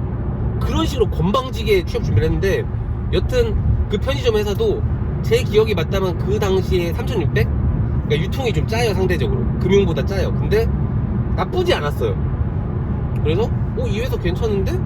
하고서 했는데 여튼 거기 최종 합격 해가지고 거기 입사를 했어요. 이게 선택권이 없었던 게 거기만 최종 합격했었어요. 그래서 가볼까 하고 그리고 그때 제 기억이 남는 게 면접을 많이 보러 가잖아요. 보통은 좀 강압적이고 조금 누르는 분위기가 있어요. 왜냐면은 굳이 그럴 필요는 없지만 갑을관계를 따지면 그 사람들이 갑이고 우리가 을이거든요. 우리는 우리를 써달라고 구애하는 입장이고 그 사람들은 니네 어떤 사람이야? 한번 보여줘봐 하는 좀 그런 입장이기 때문에 보통은 좀 강압적인데 그 당시 제가 처음에 입사했던 회사는 인사팀장님이 계속 면접 애들 대기할 거 아니에요. 면접 대기하는 애들을 돌아다니면서 격려해주고 조언해주고 막 기 살려주고 막 되게 계속 긴장 풀어주는 거예요. 나 그거에서 이 회사 매우 인간적인데? 짱인데? 나 이 회사는 들어가고 싶다라는 생각을 했었어요. 그 당시 이제 엄청 큰 회사는 아니었음에도 불구하고. 근데 편의점 회사 다들 아시겠지만은 우리나라에 몇 개 없잖아요. 저 그 중에서 1, 2등 하는 회사 갔습니다. 어디라고는 말 안 해요. 근데 1, 2등 하는 회사 갔어요. 그래서 일을 했는데 저희는 커리큘럼이 거기가 입사하면은 6개월은 편의점에서 직영점장을 합니다. 그러니까 제가 실제로 그 가맹점주처럼 운영을 하는 거예요. 회사의 점포를 알바도 뽑아보고 제가 물건 발주도 넣어보고 프로모션도 해보고 고객 클레임 응대도 해보고 하면서 이 편의점 업에 대해서 6개월 동안 배우고 그 다음에 SC라고 해가지고 스토어 컨설턴트 그 가맹점들을 돌아다니면서 그 사람들 매출 코칭해주고 조언해주고 어려운 거 있으면 도와주고 회사랑 코어해서 중간에서 어떤 그 앵커 역할을 해주는 그걸 한 거예요. 솔직히 말하면 진짜 재밌었어요. 네. 회사가 젊어가지고 선배들도 흔히 말하는 꼰대들이 없었고 되게 젊었어요. 팀장님도 젊으셨었고 주무 선배님도 젊었었고 한 팀에 보통 한 7, 8명 있었는데 다 젊었어요. 그래서 거의 친구 같은 느낌이라서 막 프로모션 같은 거 하나 끝내고 같이 뭐 모델전 같은 거 하나 끝내면은 같이 소주 마시고 막 친하게 노는 게 너무 좋았어요. 예, 좋았어요. 그리고 솔직히 말하면 가맹점주님들을 응대하는 게 진짜 빡세고 싫었는데도, 예를 들어 제가 점포를 한 12개, 13개 맞잖아요? 그러면은 보통 선배들 그 얘기를 해요. A급 점포. A급 점포라는 건 매출도 잘 나와서 그 고가인심이 좋은 점주님들, 그러면서도 성향도 좋은 점주가 10개 중에서 한 2개. 그리고 B급 점포. 그냥 이것도 저것도 아닌 괜찮은 점포가 한 3개. 그리고 진짜 매출도 안 나와서 그분들도 이미 회사에 화가 나 있고 그 사람들 성향도 안 좋아가지고 뭐만 하면은 속된 말로 지랄하는 분들이 50%. 2대 3대 5였어요. 어떤 점포를 봤든, 물론 이제 신입사원이면은 A급 점포를 좀 많이 줬었고, 선배들일수록 좀 현안이 있고, 뭐 재계약을 한다거나, 점주 성향이 너무 안 좋다거나, 이슈가 있는 점포들을 맡았어요. 뭐, 그러니까 매출채권이 발생했다든가, 뭐, 가맹 약속을 안 지키다든가. 그래가지고, 신입이었지만 어찌됐건 간에 어려운 점포 몇 개씩은 봤거든요. 그 사람들 지금도 생각하면 짜증나요. 저 어떤 점포는 인수인계 받았던 첫날 그 점주가 저한테 당신네 회사 사람들 내 점포 들어오지 말라고. 저 처음에 인사하러 왔는데 인사로 안녕하세요 하자마자 당신 오지 말라고. 근데 저 그냥 그런 거 상관없어요. 계속 그냥 아침에 갔어요. 막 점주 엄청 짜증내거든요. 오지 말라는데 왜 오냐고. 나 그런 거 없어서 그냥 안녕하세요 그냥 얼굴 보러 왔어요. 저 그냥 심심해서 왔는데요. 저 할 거 없어요. 저 아직 신입이라서 할 거 없어요. 점주님이랑 그냥 담배 피러 왔어요 하면서 계속 그렇게 해서 결국에는 같이 친해지긴 했는데 일이 짜증나긴 했지만 재밌었어요. 그 사람들을 결국엔 설득해서 내가 원하는 목표를 얻는 거. 그리고 궁극적으로는 그 사람도 잘 되고 저도 잘 되면 좋은 거잖아요. 내가 매출 올려가지고 그 사람도 수입 많이 가져가면 좋은 거고, 나도 성과 잘 나오니까 좋은 거고. 그렇게 하다가 한 1년 반쯤 됐을까? 이제 건방진 생각입니다. 회사가 너무 작은 거예요. 선배들이랑도 친해졌고, 일 잘하는 사람으로 점점점 이제 제가 치고 올라올 때쯤, 그러니까 제가 회사 다닌 지 얼마 되지도 않았으니까 에이스는 아니었겠지만은 그 당시 동기들 중에서는 못하는 편은 아니었어요. 이민호? 걔 요즘 좀 열심히 하던데? 라는 느낌이었는데 제가 건방져진 거예요. 그래가지고 좀 다른 회사 없나? 내가 생각해보니까 내가 상반기 때 장교전을 놓쳐서 취업을 너무 급하게 했어. 내가 대학교 들어갈 때처럼 2번 실수는 안 할 거야.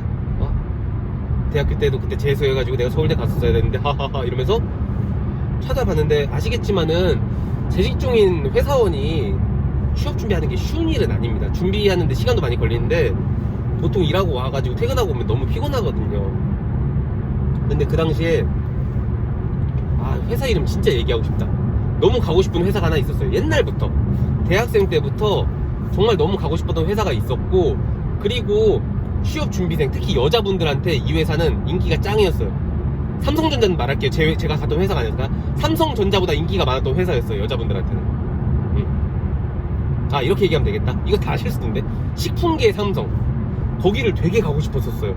옛날부터 막연하게 저 회사를 가고 싶었어요. 근데 그냥 그때도 일에 경무에 지치다가 퇴근해가지고 봤는데, 그 식품계 삼성 회사에서 사람을 뽑는데, 대졸 공채를 뽑는데, 장교 전형을 뽑는데, 보통은 장교 전형이 당해 전역하신 장교 출신 또는 그 전에까지 해서, 그러니까 그 전역 연수를 끊어가지고 장교 전형을 뽑았어요. 왜냐면은 이게 회사마다 어찌됐건 선배 후배가 있고, 선배가 후배보다 나이가 어리거나 학군단 후배면은, 그러니까 운영은 되겠지만 불편하거든요. 그래서 끊어요, 기수를 보통. 근데 그 식품계의 삼성, 저 이러다가 저 회사 이름 말해버릴 것 같은데, 여튼 그 식품계의 삼성 회사는, 그러니까 두 번째 회사라고 그냥 할게요. 두 번째 회사는 장교 전형이었는데 그 전형 날짜가 의미가 없는 거예요. 그러니까 전역한 지 10년 됐어도 지원할 수 있는 거예요.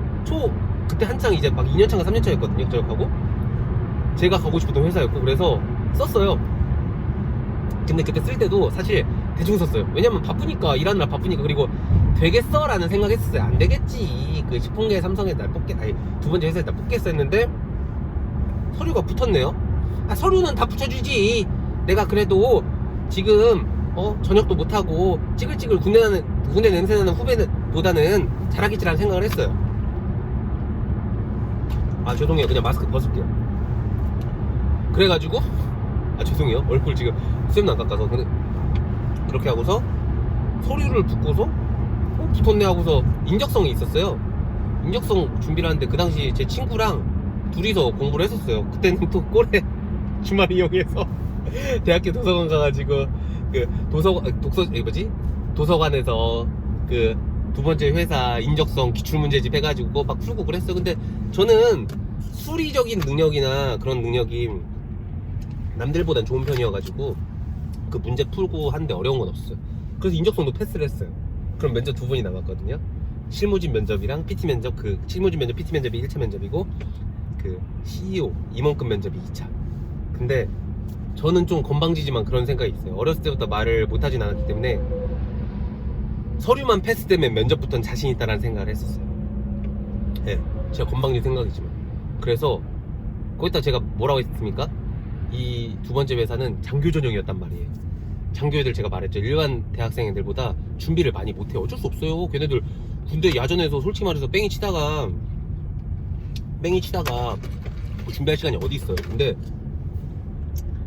딱 인적성 붙었을 때부터 이제 느낌이 왔어요. 아, 나 합격할 수 있겠다. 그래서 그때 이제 부랴부랴 그 제가 충남대학교 나왔다 했잖아요. 충남대학교 그 게시판에 그때 이제 예를 들어 대기업 어디에 뭐 전형이 발표가 나면은 그거에 대해 스터디를 모집했어요. 취업 스터디 모집합니다 해서 그때 당시 CJ 스터디를 모집해서 이거 나중에 편집할게요. 여튼 그 두 번째 회사 스터디를 모집해가지고 어차피 이거 여기까지 보시는 분 아무도 없을 거예요. 그 스터디를 모집해서 열심히 공부를 했어요. 근데 이게 진짜 재밌는 게 뭔지 아세요? 그 대학생 애들 나름대로 CJ 망했다. 두 번째 회사 합격할 정도면은 날고 길고 한다는 애거든요. 날고 긴다는 애거든요. 그 우리들 중에서는. 근데 이게 대학생이 취준생으로서 준비하는 그 수준과 저는 어찌됐건 현직자로 그 전에 첫 번째 회사에서 1년 반 정도 일을 했잖아요. 그럼 회사에서 원하는 수준이 뭔지 알거든요. 그러니까 이게 취준생들이 모르는 회사에서 원하는 그런 대답들이 있고 제스처가 있고 에티튜드가 있어요. 제가 인사팀은 아니었지만 실무해보니까 이런 후배가 들어왔으면 좋겠다라는 생각이 다 있거든요. 막 멋있는 포트폴리오 짜고 회사에 막 비전 얘기하고 막 미래 4차 산업 먹거리 이런 거 신입사원 그런 얘기 제발 하지 마세요. 그냥 내가 배울 준비가 되어 있고 나는 밑에 바닥에서부터 시키는 거 다 할 각오가 되어 있다는 말을 하면 합격입니다. 근데 보통 대학생들은 그런 얘기 안 해요.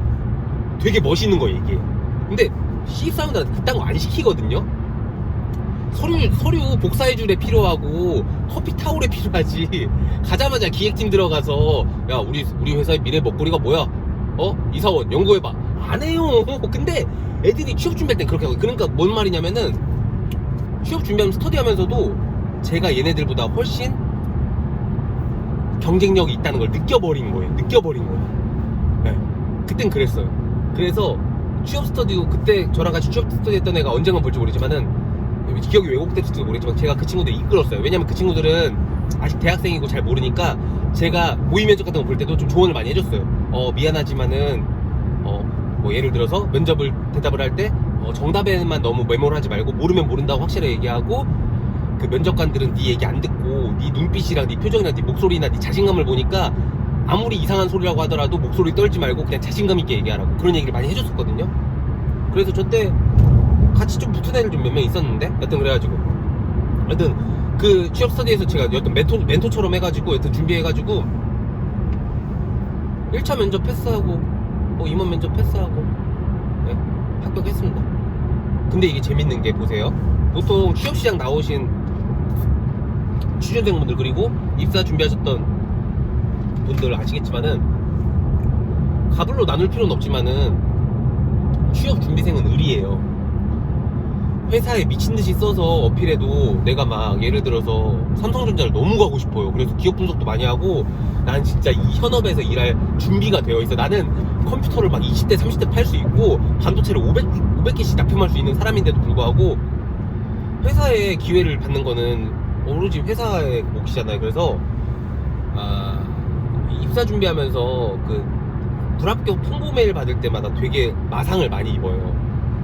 근데 제가 방금 같은 경우에는 두 번째 회사를 붙었을 때는 첫 번째 회사를 다니고 있을 때였어요. 그러니까 뭐였냐면은 이제 제가 회사를 선택할 수 있는 거예요. 첫 번째 회사를 계속 다닐 수도 있는 거고요. 두 번째 회사에 저 최종 합격 시켜주셔서 감사하지만은 저는 첫 번째 회사에 있고 싶기 위해서 죄송하지만 입사를 취소하겠습니다 할 수 있고요. 첫 번째 회사에 저 죄송한데 어디 회사 붙어서 이제 그만둬야 되니까 퇴사 절차 밟아주세요 라고 할 수도 있는 거예요. 그러니까 제가 을에서 갑이 된 거예요. 아직도 기억나는 게 최종 합격 발표가 나고서 그 다음날 아침에 저희 아파트 그 조그만한 베란다에서 물 마시면서 밖을 보는데 평소 그냥 자주 보던 풍경인데 그날따라 너무 예쁜 거예요. 그래서 그 당시에 어머니한테 어머니 아들이 그 두 번째 회사를 합격을 해버렸습니다. 그래서 어디를 가야 될지 고민 중인데 그러니까 어찌됐건 되게 좋은 상황이었어요. 그렇게 하고 제가 당연히 두 번째 회사를 갔죠. 첫 번째 회사 퇴사 절차 밟고 조금 쉬었다가 뭐 그때 잠깐 친구랑 좀 나름대로 리프레시 한다고 외국 한번 놀러 갔다 오고 그러고서 이제 입사를 했어요. 두 번째 회사에. 그 두 번째 회사는 제가 아까 서두에서 말씀드렸지만은 모든 취준생이 가고 싶은 복지 좋기로 소문난 가장 우리나라에서 수평적이라고 소문난 그 기업 그 이미지를 너무 좋게 만들어놨어. 그래서 저도 이제 엄청 기대를 했죠. 그리고 실제로 연수를 그 회사는 연수를 6개월 했어요. 그러니까 사실 참 느낀 게 그 회사는 사람을 참 잘 뽑고 잘 교육을 시키는 게 보통 아무리 신입사원이라고 하더라도 그렇게 6개월 동안 현업에 일 안 시키고 교육만 시키는 건 쉽지가 않아요. 그게 저뿐만 아니라 그 회사 그룹의 전 계열사가 6개월의 그 교육 기간이 있었어요. 그래가지고 교육을 받는데 첫 번째 회사는 유통회사긴 한데 막 나름대로 편의점 업계에서는 1, 2위를 다투는 회사였지만은 어찌됐건 영업관리라는 직무로 뽑는 거기 때문에 영업관리는 아시겠지만 스펙을 그렇게 많이 보진 않아요. 그 사람의 애티튜드나 이 사람의 어떤 그런 커뮤니케이션 스킬을 주로 보지 스펙은 좀 덜 보는 편인데 그 두 번째 회사는 모두가 원하는 회사다 보니까 스펙이 애들이 진짜 좋았어요. 저는 지방 공립대를 나왔지만은 저랑 같이 교육을 받던 친구들은 진짜 속된 말로 뭐 코넬대 뭐 스탠포드 막 이런 것도 가끔씩이만 보여줬고 서울대, 여세대, 고려대 발에 채였고 막 서성하는 그냥 그래? 그런 학교 나왔어 정도였어요. 그러니까 신세계 다 그러니까 서영고 서성한까지 있고 그 밑에는 이제 약간 미국의 저는 외국 대학 잘 모르니까 미국의 대학교 나왔다 막 오클랜드 대학교 모닝 대학교 신세계였어요. 이제 그런 애들이랑 이제 이렇게 생활을 했는데 여튼 저는 지금 그 회사 안 다니거든요. 두 번째 회사를 지금은 세 번째 회사에서 다닌 지 이제 7년차가 됐어요. 그러니까 두 번째 회사 거기를 다니다 그만두고 여기로 왔는데 그 두 번째 회사를 그만둔 이야기는 참 할 얘기가 많아요. 그래서 이거는 뭐 지금 잠깐만요 7시 1시간 7분 좀 더 얘기를 해볼까요? 이거를 제가 봤을 때 영상을 녹음을 하고 잘라서 몇 개로 올려도 될 것 같긴 한데 그냥 한 번에 올릴 거예요. 왜냐면 저는 편집을 안 할 거니까. 지금 아시겠지만 지금 저 편집 하나도 안 하고 쭉 하는 거 아시죠? 네. 여튼 두 번째 회사를 입사를 하고서 6개월 정도 OJT를 거친 다음에 현업에 들어왔어요. 근데 이 회사가 참 안타까운 게 저는 그 그룹사에서 가장 근간이 되고 캐시카우인 그 그룹의 마디격의 회사를 입사를 했어요. 영업관리로 대전 지역에서 근무를 했는데 이게 교육받을 때 6개월까지만 하더라도 되게 창의적이고 크리에이티브한 회사였는데 현업 들어가면 아시잖아요. 아마 공감하실 거예요. 그냥 회사예요. 그냥 한국 회사. 그 전에는 뭐 직급 상관없이 무조건 님이라고 불러야 되고 우리는 수평적인 문화고 했는데 그 대전에 사무실 가자마자 그냥 여기는 전에 회사랑 똑같은 거예요. 네. 그냥 명함만 그 회사고 목걸이만 좀 프로필 이미지 사진 멋있는 걸로 나왔지 여기도 그냥 한국 회사였던 거예요. 한국 유통회사. 거기다가 저 때는 운이 좀 안 좋았어요. 저 때 저희 그 지역을 관할했던 임원이랑 저를 담당해줬던 팀장이 되게 워커홀릭이셨어요. 좋게 말하면 워커홀릭이고 나쁘게 말하면은 페이퍼워크가 너무 많았어요. 저는 단순히 일이 많아서 회사를 그만둔 건 아니었거든요. 근데 뭐였냐면은 진짜 이거 얘기하면 나중에 고소 들어올라나? 그 정도 떡상하진 않을 거니까. 그 회사가 제가 왜 그만뒀냐면은 그거였어요. 그 충청도와 전라도를 관할하는 SU장이라고 하거든요.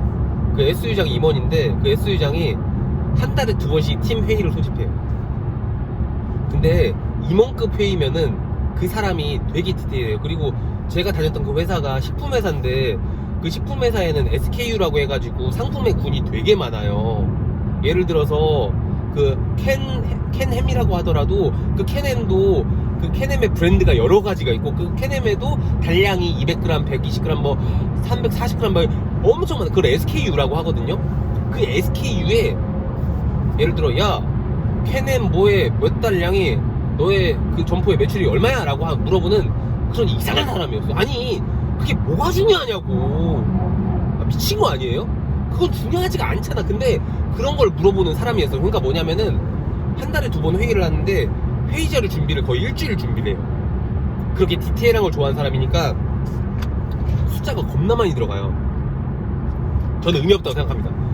크게 봐야지 영업을. 장난하나. 여튼 그 사람은 그걸 원했어요. 그리고 저희 팀장은 그 사람이 원하는 수준에 맞추려고 노력했던, 승진에 목말라 있었던 잘 나가는 사람이었어요.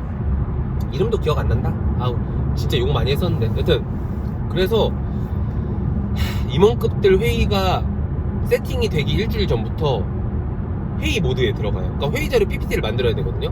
근데 저는 신입사원 뭘 알겠어요. 그럼에도 불구하고 이거 과장 아닙니다. 새벽 2시까지 야근을 했어요. 일주일에 2번, 3번. 이거는 제가 겪었던 거니까 과장이라고 하시고 소송 거신다면 저는 할 말은 없어요. 근데 제가 겪었어요. 전 그것 때문에 퇴사를 했어요. 일주일에, 그러니까 그게 한 달에 매번 있는 건 아니지만은 그 회의가 세팅되고 나기 일주일 전부터, 지금은 안 그러길 바란다. 그 회사가 제발 이딴 문화를 버렸으면 좋겠는데, 회사에서 그걸 하기 일주일 전부터 회의 준비를 해요. 자료를 만들고 막 하는데, 팀 전 조직원이 새벽 2시까지 일주일에 2번 정도는 야근을 합니다. 저는 그게 멘붕이 왔었어요. 아니 좋아요. 제가 예를 들어서 뭐 홈플러스나 이마트나 저희 단위 슈퍼라고 했는데, 슈퍼 중에서 큰 데는 대리점 안 거치고 저희가 직접 영업하거든요. 아니 그런데 가서 제가 바이어 만나고 바이어랑 술 먹고 친해지고 그 시간을 새벽 2시까지 하는 건 저는 좋아요. 그거는 실질적으로 그 회사의 매출을 증대시키기 위한 저의 일이잖아요. 저는 그런 일을 늦게까지 하는 걸 싫어하는 사람은 아니에요. 그리고 에너지도 있었고 열정도 있었고. 하지만 말씀드렸잖아요. 그 SKU 자그마한 단량 하나가 매출이 얼마가 나오고 이런 걸 매출 증대를 어떨 건지를 보고서를 만들어가지고 그걸 발표하는 거는 가치가 없는 일이에요. 저는 지금도 단언할 수 있어요. 그런 페이퍼워크는 가치가 없어요. 근데 그런 가치 없는 일에 제가 새벽 2시, 3시까지 일을 하고, 그리고서 집에 들어가서 잠깐 씻고 2시간 자고 나와서 다시 또 7시, 8시부터 일을 해야 되는 거예요. 사람이 피폐해져요. 저 그렇게 새벽 2시, 3시까지 야근하고 다음날 아침에 또 거래처 가거든요. 한 10시쯤에 막 자소 넣고 막 세팅 다 해놓고 외근 다녀오겠습니다 하고 나가면은 거래처 직원 못 만나러 가요. 이미 뇌가 말랑말랑하다고 해야 되나요? 잠을 못 자니까 저 그 젊은 나이 20대 중후반에 그 에너지 넘친 나이임에도 불구하고 일을 할 수가, 차를 운전할 수가 없어요. 운전하다가 사고 날까봐. 그래서 그때 당시 할인점 주차장 가가지고 거기는 이제 어두워서 잠이 잘 오니까 거기 가서 잤어요. 1시간. 그러다가 너무 힘들면은 그 당시 좀 회사 안 다니고 놀고 있던 친구 있었거든요. 친구네 집에 부모님이랑 친했으니까 양해 구하고 가서 걔네 집에서 1시간 자고 들어갔어요. 그렇게 하면 버틸 수가 없었어요. 이거 저 과장한다고 생각하실 수도 있죠. 제가 겪은 건데 누가 감히 저한테 과장한다고 얘기를 해요. 그리고 그 회사 지금은 안 그러길 바래요. 국가적으로도 주 52시간 근무제가 정착됐으니까. 근데 저는 그럼에도 불구하고 그 회사를 그만두고 싶지 않았어요. 왜냐면은 제가 그 일만 평생 할 거 아니고 본사 가서 기획이나 전략이나 마케팅 할 수도 있고, 마케팅은 사실 또 그 회사의 꽃이거든요. 우리나라 마케팅 회사 중에서 제일 최고의 회사라고 저는 알고 있어요. 거기가 마케팅 사관학교라고 들었는데, 그런 것도 해보고 싶었고 인사팀 일도 해보고 싶었고 하고 싶은 거 많았는데, 결론적으로 그만둔 이유가 뭐였냐면은, 제가 그때 그 새벽 2시, 3시까지 회의 준비를 하다가 제 옆에 계신 주무 선배님, 팀장 바로 밑에 저랑 10년 차이 나는 저랑 제 학교 선배 윤희준 선배님이셨나? 하여튼 너무 좋아하는 선배님이셨는데 진짜 되게 좋아하고 존경하고 사랑했었는데, 제가 그 새벽 2시까지 야근을 하다가 딱 옆에를 봤는데 그 선배님도 저랑 똑같이 야근을 하고 계셨어요. 그분은 애가 이제 초등학교 들어가고 막 애 얼마나 보고 싶겠어요. 가족도 보고. 저랑 똑같이 야근하고 있는데 제가 그 생각을 했어요. 나는 지금은 버틸 수 있어. 젊으니까. 그리고 그렇게 새벽까지 늦게까지 시키면은 낮에 놀면 돼. 하지만 그 10년 뒤에도 그 선배를 보면서 내가 10년 뒤에도 여기서 이 짓거리를 하고 있어야 되겠다는 생각이 불현듯 들었어요. 그때 이 회사를 그만둬야겠다는 생각을 딱 했어요.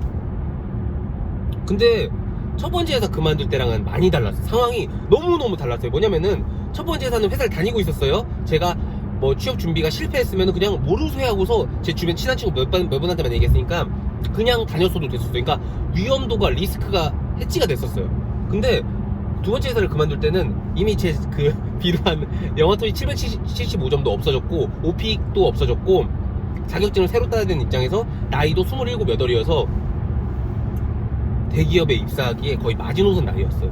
그리고 지금 그러니까 두 번째 회사가 사회적으로 너무나도 좋은 회사, 그러니까 모두가 인정하는 좋은 회사였기 때문에 그만둔다는 게 엄청난 리스크였어요. 여기보다 더 좋은 데를 가야 돼요. 어차피 여기를 그만둘 거면은 여기보다 더 좋은 데로 가야 돼요. 맞잖아요. 여기를 그만두고 여기보다 나쁜 데를 갈 거면은 여기 그냥 입주에 힘들어도 그렇지 않아요? 그래가지고 회사를 그만두기 너무 싫은 거야. 그래가지고 요청을 했었어요. 인사팀에. 나 여기서 영업 못하겠다. 힘들다. 나 본사로 올려달라. 나 회사 어렵게 입사했는데 좀 아직 그만두고 싶진 않다. 근데 너무 힘들어서 이 직무를 올해는 못하겠다. 인사 좀 내달라고 했는데 그 대기업 다니시는 분도 공감하겠지만은 인사는 저만 생각하고 내주지 않습니다. 이게 무슨 말이냐면은 여튼 결론적으로는 제 인사 요청 기각이 되고 저는 회사를 퇴사를 하게 되었는데 회사 입장에서도 그런 거예요. 속된 말로 그냥 되게 노골적으로 말씀드릴게요. 영업은 힘듭니다. 영업은 힘듭니다. 그리고 대기업에서 영업 직무를 원해요. 영업 직무를 해야 되는 인원이 있어요. TO가 있어요. 그리고 대부분의 사람들은 본사에서 근무하기를 희망합니다.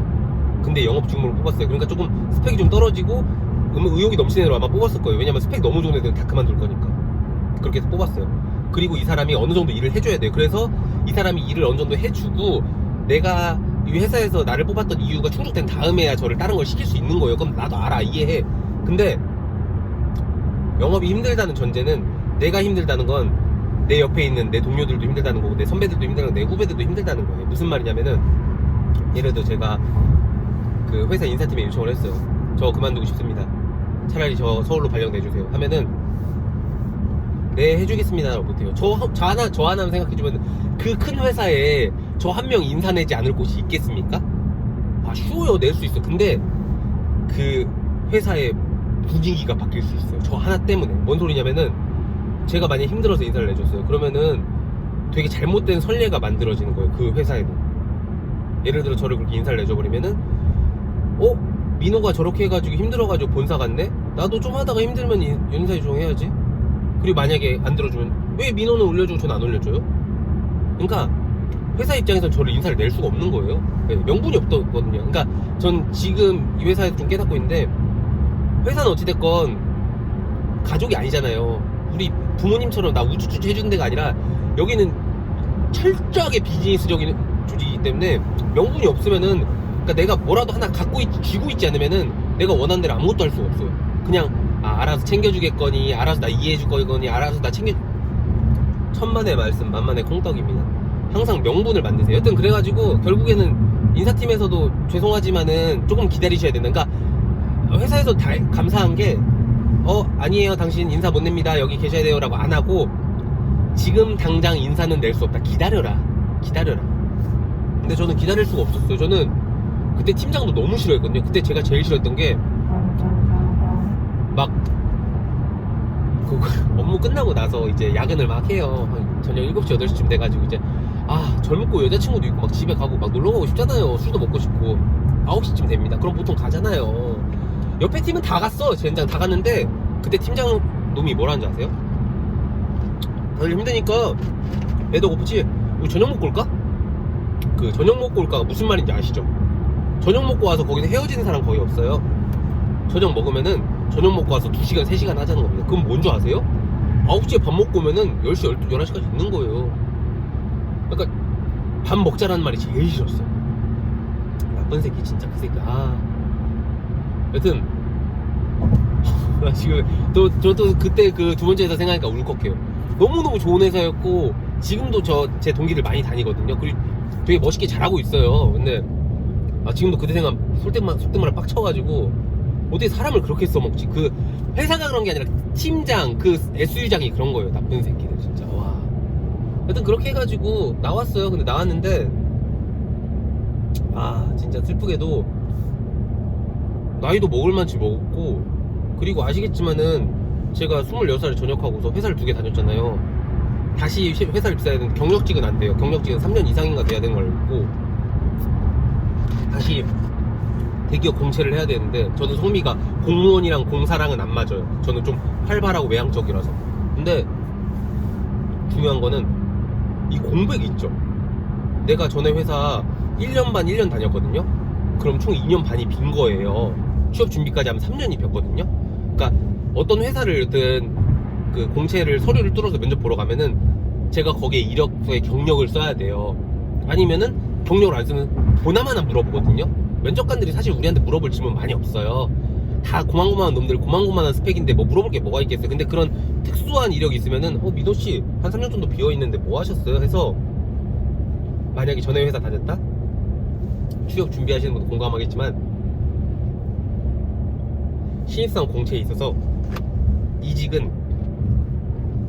질문은 내가 엄청 논리적으로 잘 설득해서 대답해도 본전, 만약에 조금이라도 삐끗하면 망하는 거예요. 왜냐면은 내가 이 회사를 그만두고 그러니까 A라는 회사를 그만두고 B라는 회사를 들어왔는데, A 회사를 그만둔 이유가 아무리 타당하더라도 그게 B 회사에서 그만둘 이유가 되거든요. 그래서 B 회사에서는 나를 오래 쓸 사람을 뽑길 원하지, 좀만 단물 쪽 빨고 나갈 사람 뽑고 싶어 하잖아요. 왜냐면 그 채용도 엄청난 비용이기 때문에, 그리고 교육시키는 능력도 비용이기 때문에 오래 다닐 사람을 뽑지 빨리 그만둘 사람을 절대 안 뽑아요. 그래서 그게 되게 위험한 질문이거든요. 근데 저는 이미 3년의 경력이 그렇게 돼버린 거잖아요. 그래서 회사를 그만두고 저는 원래 이제 은행을 가고 싶었어요. 왜냐면은 은행을 가고 싶었던 이유가 딴 게 아니었어요. 저 이제 한 2년 반 정도 일했잖아요. 그리고 제 동기들 중에 장교 전형으로 좋은 회사 간 애들이 진짜 많아요. 저희는 ROTC 출신인데도 스펙에 비해서 참 좋은 회사 많이 갔거든요. 제 동기들은. 근데 애들 얘기를 쫙 들어봤어요, 다. 근데 공기업을 다니던, 공무원을 하던, 전문직을 하던, 대기업을 다니던, 대기업도 본사에 있던, 영업을 하던, 자기 회사 좋다는 사람 단 한 명도 없어요. 단 한 명도 없어요. 다 회사가 쓰레기고 뭐 그래. 그럼 저는 포커싱을 다 맞춘 거예요. 좋아, 어차피 어느 회사를 다니던 4시간 뺏기고 그지 같은 건 똑같아. 그러면은 지금 내가 봤을 때 내가 갈 수 있는 회사 중에서 복지가 제일 좋고 돈을 제일 많이 주는 회사가 어디야? 어차피 회사가 그지 같은 거 아니까. 그럼 난 돈이라도 갖겠다. 봤더니 저는 그러니까 저는 충남대 경영학과를 나왔잖아요. 갈 수 있는 회사는 은행이 제일 복지가 좋았어요. 근데 저는 원래 대학교 다닐 때부터 이 금융 쪽에 대해서 되게 비판적이었어요. 그러니까 지금도 사실 그 마음 변치 않았지만은, 저 금융업계에서 지금 다니는 회사는 금융회사거든요. 근데 전 지금도 그 은행이라는 거에 대해 제가 못 가서 막 비판하는 걸 수 있지만은, 저 결국엔 못 갔어요. 못 갔는데 대학교 다닐 때부터 은행은 아예 갈 생각 없었어요. 그때도 돈 많이 주는 거 알았고 조금 멋있기도 했지만은 은행은 생산적이지 않다고 생각했어요. 은행의 존재 이유가 결국에는 자금을 융통시켜가지고 그 경제 성장에 어떤 윤활유를 하는 거잖아요. 그러니까 엔진오일 같은 역할을 해야 되는 거거든요. 근데 사실 저는 은행 애들이 그런 역할보다는 우리 같은 일반 선량한 사람들한테서 돈을 받아서 조금 이자 주고 그 돈 불려가지고 예대마진 챙겨가지고 되게 돈을 너무 쉽게 번다고 생각했어요. 막 미국이나 유럽의 투자은행처럼 막 미친듯이 고민하고 연구해서 그 자산을 불려서 투자은행으로서 가치를 주고, 아니면은 정말로 그런 공적인 역할을 잘하는 것도 아니고 그냥 어떻게 보면 되게 쉽게 돈 번다고 생각을 해서, 그래서 나는 그런, 어차피 은행에서 돈을 겁나 굴려봤자 펜 하나 나오는 거 아니고 맛밤 하나 나오는 거 아니잖아요. 그래서 저는 은행을 가기 싫었거든요. 근데 나중에 이제 2번째 회사 그만두고 3번째 회사 가려고 보니까 은행이 정말로 기피하는 회사일지 좋아하는 회사일지 모르지만 저는 그랬어요. 은행이 제일 돈을 많이 줬고요. 은행이 복지가 너무너무 좋았어요. 그리고 2번째 회사 다닐 때, 지금은 이제 헤어지고 그 친구는 결혼했다고 들었는데, 그 당시 사귀던 친구가 기업은행을 다녔었거든요. 예, 기업은행 다녔어요. 근데 그 친구랑 저는 그때 이제 저도 나름대로 대기업 중에서 좋은 회사 다녔지만은 서로 이제 100% 공개하진 않지만 연봉이라든지 월급이라든지 복지를 공개하잖아요. 제가 전에 다녔던 2번째에서도 복지가 되게 좋은 편이었어요. 근데 이게 은행이랑 비교해 보니까 게임이 안 돼요. 게임이 안 돼. 은행 진짜 최고거든. 지금은 어떨지 모르겠어요. 아마 본인들끼리 아마 시시하고 있을 텐데 은행 복지 쩔고 월급 쩔어요. 그래가지고 어차피 세 번째 회사 입사할 건데 힘든 회사, 돈이라도 많이 주는 회사 가자 해서 그때부터 부랴부랴 이제 회사 두 번째 회사 그만두고 그 자격증 준비 AFPK 따고 토익 준비하고, 이제 예전처럼 아무것도 모를 때 775점으로 토익으로 입사할 수는 없잖아요. 이제 저는 장교 전형은 안 돼요. 그래서 토익 준비도 하고, 그래서 그 당시 급하게 준비해서, 왜냐면 나이가 많으니까 서둘렀어야 됐었어요. 그러니까 내가 멍 때릴 수는 없었어요. 서둘러야 돼서 급하게 AFPK 2달인가 만에 따고, 그리고 뭐 또 증권투자 상담사가 따고, 금융자격증이 하나도 없었으니까 그리고 이제 토익도 885점인가 895점인가 하여튼 900점은 못했거든요. 하여튼 예전보단 좀 점수 높이고, 그러니까 좀 진지하게 취업 준비를 했어요 이제 그때는. 그리고 스터디도 미리미리 하고, 은행 스터디. 근데 이제 하반기 공채를 딱 봤었는데, 결론적으로 말하면은 은행은 면접 기회를 한 번도 못 받았어요. 저는 사실 지금도 아까운 게, 제가 은행 면접까지는 갔었으면은 저는 면접에서는 자신 있었거든요. 은행을 가고 싶었어요. 근데 저희 때 이상하게 저 세 번째 회사 취업할 때는 탈스펙 바람이 불어가지고 학교도 안 쓰고 뭐 그랬으면 여튼 모르겠어요. 여튼 근데 저 나이가 많았어요. 나이는 봤었거든요. 그리고 보통 일반적인 대기업들은 나이를 좀 많이 봐요. 나이가 많은 사람 별로 안 좋아해요. 지금은 어떨지 모르는데 그때는 그랬어요. 그때는 그래도 평균적으로 27, 8에 아마 취업을 했을 거예요. 지금은 좀 더 늦어지신 걸로 알고 있는데 취업이 워낙 어려우니까요. 그 당시에도 취업이 어려웠지만은 27, 8쯤에는 늦어도 취업을 했고 보통 26, 7 정도였어요. 그러면은 너무 나이가 많은 애를 신입사원을 뽑으면은 선배들이 좀 같이 일하기 어려울 수 있거든요. 그래서 아마 인사팀에서 공개하진 않지만 나이 상한선이 아마 있었을 거예요. 저희끼리는 그랬어요. 취준생들끼리는. 오, 막히는구나. 오히려 좋아. 그래가지고 정말 면접 기회라도 받고 싶었는데 썼던 은행은 다 떨어졌어요. 그리고 이제 제가 일단 두 번째 회사보단 좋은 회사를 가야 되잖아요. 그래서 건방지지만 그냥 면접 준비용으로 붙어도 안 갈 회사 몇 개 썼고, 그 중에 지금 그 회사 다니는 현직자 계실지 모르겠는데 아모르퍼시비인가도 써서 면접까지 갔는데, 그때 같이 취업 준비했던 여자 동생한테 엄청 혼났었어요. 오빠 아모레퍼시픽 붙었다 면접 보러 간다 그래가지고, 오빠 아모레퍼시픽 가시게 해서 아니 나 그냥 취업 준비하려고 면접 준비하려고 쓴 건데 했더니, 그 여자애가 진짜 서운한 표정으로 오빠처럼 그렇게 하시는 사람 때문에 진짜 그 아모레퍼시픽을 가고 싶어하는 사람은 기회를 못 받는 거예요. 그래서 내가 엄청 미안했던 기억이 있거든요. 미안하다 했던 게 있는데, 여튼 결론적으로 그때 취업 준비를 했을 때 보험회사, 은행을 좀 많이 썼고 증권회사는 안 썼어요. 그 당시에는 이제 증권회사는 저 때는 사양산업이었어요. 지금은 다시 또 화랑이지만은 저 때는 증권 별로였었고, 카드도 좋았었어요. 카드. 지금은 어떨지 모르는데 저 취업 한창 할 때는, 그때는 제가 이 회사를 13년도에 취업 준비했으니까 13년도 때는 카드도 되게 좋았어요. 카드 좀 꿀이라고 했었어요. 돈 많이 주고 일 편하고. 근데 잘 몰라서 안 썼고 은행이랑 보험이랑 썼어요. 왜냐면은 보험도 별로 쓰고 싶지 않았는데, 보험회사 취업 준비해보시면 알겠지만은 연봉이 끝내줍니다. 그러니까 금융권이 원래 연봉이 좋은데 그 중에서도 은행이랑 보험은 압도적으로 연봉이 좋아요. 신기해. 아니 물론 다른 이제 증권도 연봉 좋은데 전 증권이랑은 안 맞으니까. 여튼 그래서 보험회사도 좀 몇 개 썼었어요. 결론적으로 저 보험회사 붙어서 지금 보험회사 다니고 있고, 어디 보험회사인지도 말 안 하겠습니다. 그냥 보험회사 다니고 있고, 그 보험회사도 메이저긴 해요. 그러니까 좀 작은 보험회사는 아니고 큰 보험회사긴 해요. 근데 여튼 결국엔 보험회사에 합격을 했어요. 그래서 이제 다닐까 말까 고민하다가 그냥 다니자 해서 다니고 지금 이렇게 6년 7년째 다니고 있는데, 어쩌다 보니까 이 얘기를 지금 현재 시점이 지금 1시간 30분인데 여기까지 왔는데 얘기가 많이 길어졌어요. 근데 정리 중원부원 하기도 했었고 막 좀 약간 쉬던 텀도 있었고 했는데, 제가 하고 싶었던 얘기는 얼추 다 한 것 같아요. 얼추 다 한 것 같고, 나중에 좀 그때 파트의 시점에 대해서 조금 더 디테일하게 더 얘기할 수 있는 기회가 올 수 있을지 모르겠지만은, 저는 지금 여기까지 보시는 분이라면 아마 거의 저 부모님이거나 제 친한 친구거나 정말 아니면은 보다 잠드신 분들, 아마 그때 그분들이 여기까지 시청하실 텐데, 제가 지금 이런 영상을 올리고 제 모든 걸 다 공개했잖아요. 저 사실 제 부모님의 아버지의 직업도 사실 어렸을 때 저한테는 되게 위크 포인트였거든요. 다른 친구들한테 말하고 싶지 않은 제 쪽팔린 얘기였었어요. 자랑은 아니잖아요 뭐. 근데 여기 다 공개하는 이유는 뭔지 아세요?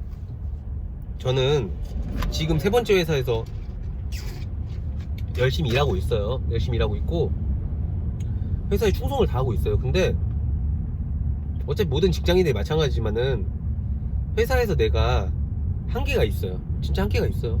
회사에서 날 열심히 써주면 감사하지만은 회사 상황에 따라서 그냥 어느 날 갑자기 정리해고 당할 수도 있어요. 그거 진짜 슬프지만 어쩔 수 없어요. 특히 우리나라는 고용 안정성이 상대적으로 견조한 편이긴 하지만은 우리나라가 언제 미국처럼 되지 말란 법 없거든요. 그러면은 회사에만 충성 다하면 결국에는 도태될 수가밖에 없어요. 회사 그만두고 뭐 하실 거예요? 뭐 고민하시는 거 있으세요? 저는 원래 어렸을 때부터 이런 사람들 앞에서 강의하고 강연하는 거 하고 싶었어요. 강연하는 걸 하는 걸 좋아했고 지금도 좋아하는데, 중요한 건 내가 유명해지든지 내가 능력이 있든지 내가 뭔가 사람들한테 뭔가 동기부여할 수 있는 뭔가 나만의 스펙이 쌓여 있어야지 내가 무슨 말을 하더라도, 내가 아무리 좋은 말을 하더라도 권위가 사는 거예요. 보세요. 아침 일찍 일어나는 새가 먹이를 먹습니다라는 말을 비하임은 아닙니다. 서울대학교 경영학과 교수님과 그리고 서울역 입구에서 노숙하신 노숙자분께서 동일한 얘기를 똑같은 어조로 이야기하셨어요. 여러분, 되게 극단적인 예입니다. 여러분들은 똑같은 이야기를 들었을 때 똑같이 감화되시나요?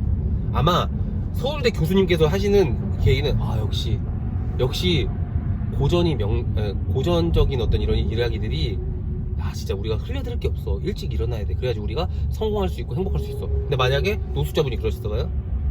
너는 일찍 일어났어. 지금 그렇게 됐냐? 하고 비웃으실 거예요. 그러니까 무슨 말이냐면은 메시지의 내용이 중요한 게 아니라 내가 어떤 사람인지에 따라서 내 말에 가치가 있을 수도 있고 똥일 수도 있는 거예요. 제가 지금 유튜브를 하고 제 이 모든 것을 밝히는 것은, 제가 저도 그 전까지는 회사 생활만 했다가 이제 드라이브를 거는 거예요. 제가 유명해지고 제가 성장하고 제 말에 권위를 갖게 하기 위한 제 당위성을 하나하나 만들어가는 거예요. 이게 제가 회사 생활하고 느낀 건데, 뭐든지 명분이 있어야 되거든요. 어느 회사에서도 어느 조직에서도 저를 강단에 올리려면은 제가 제 명분을 만들어줘야 돼요. 그냥 저 회사 3번 다니다 그만뒀고요. 그냥 은퇴해가지고 할 거 없어서 강사하는데 저 좀 쓰시겠어요? 저 동기부여 강사 잘할 수 있어요. 싸게 할게요. 아무도 안 불러요. 그 사람들한테 중요한 건 가격이 아니거든요. 예를 들어 대기업 롯데에서 예를 들어서 신입사원 공채를 하는데 동기부여 강사를 하나 뽑고 싶어요.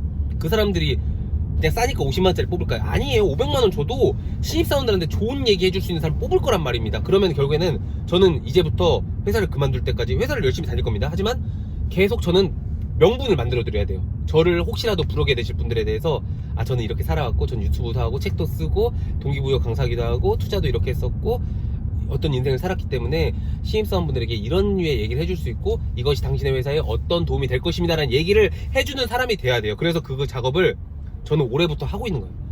지금 유튜브 지금 찍는 것도 훈련이에요. 제가 유튜브 5분짜리 영상 막 찍잖아요. 여러분들이 보시던 안 보시던 상관없이 저 영상 하나마다 제가 직접 6번 7번 봐요. 웃기죠? 되게 나르시시즘 같지 않으세요? 내가 나를 너무 사랑하는 거? 근데 사랑하고 말고 떠나서 저는 훈련인 거예요. 제가 말한 거를 제 눈빛, 말투, 어조들을 보면서 제가 계속 피드백하는 거예요. 내가 여기서 계속 쩝쩝거리는구나. 내가 여기서 손을 너무 장황하게 써서 사람들이 시선이 분산되는구나. 저는 훈련하는 거예요. 제가 나중에 하고 싶은 일을 위해서. 그리고 이 유튜브가 나중에 떡상하고 알고리즘에 선택을 받을지 안 받을지 뭔지 모르겠어요. 그냥 사장될 수도 있고, 제가 블로그를 하고 있고 또 책을 40살 되기 전에 책을 하나 쓸 거예요. 그리고 책은 계속 쓸 거거든요. 근데 그 책이 저랑 우리 부모님이랑 친한 친구 몇 명만 보는 책이 될지도 몰라요. 정말 냄비 받침이 될지도 모르지만은 저는 상관 안 해요. 그렇게 하면서 점점 제가 그 동기부여 강사가 될 수 있는 어떤 명분을 하나씩 만들 거예요.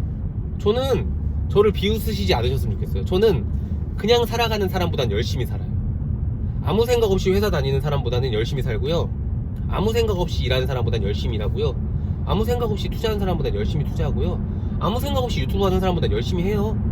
근데 그 얘기를 재수없으니까 얘기 잘 안 하는데, 아마 여기까지 보실 분이 한 명이라도 있으면은 저에 대해서 어느 정도 공감을 하시거나 저를 싫어하시더라도 그래도 제 얘기는 듣고 싶으실 거예요.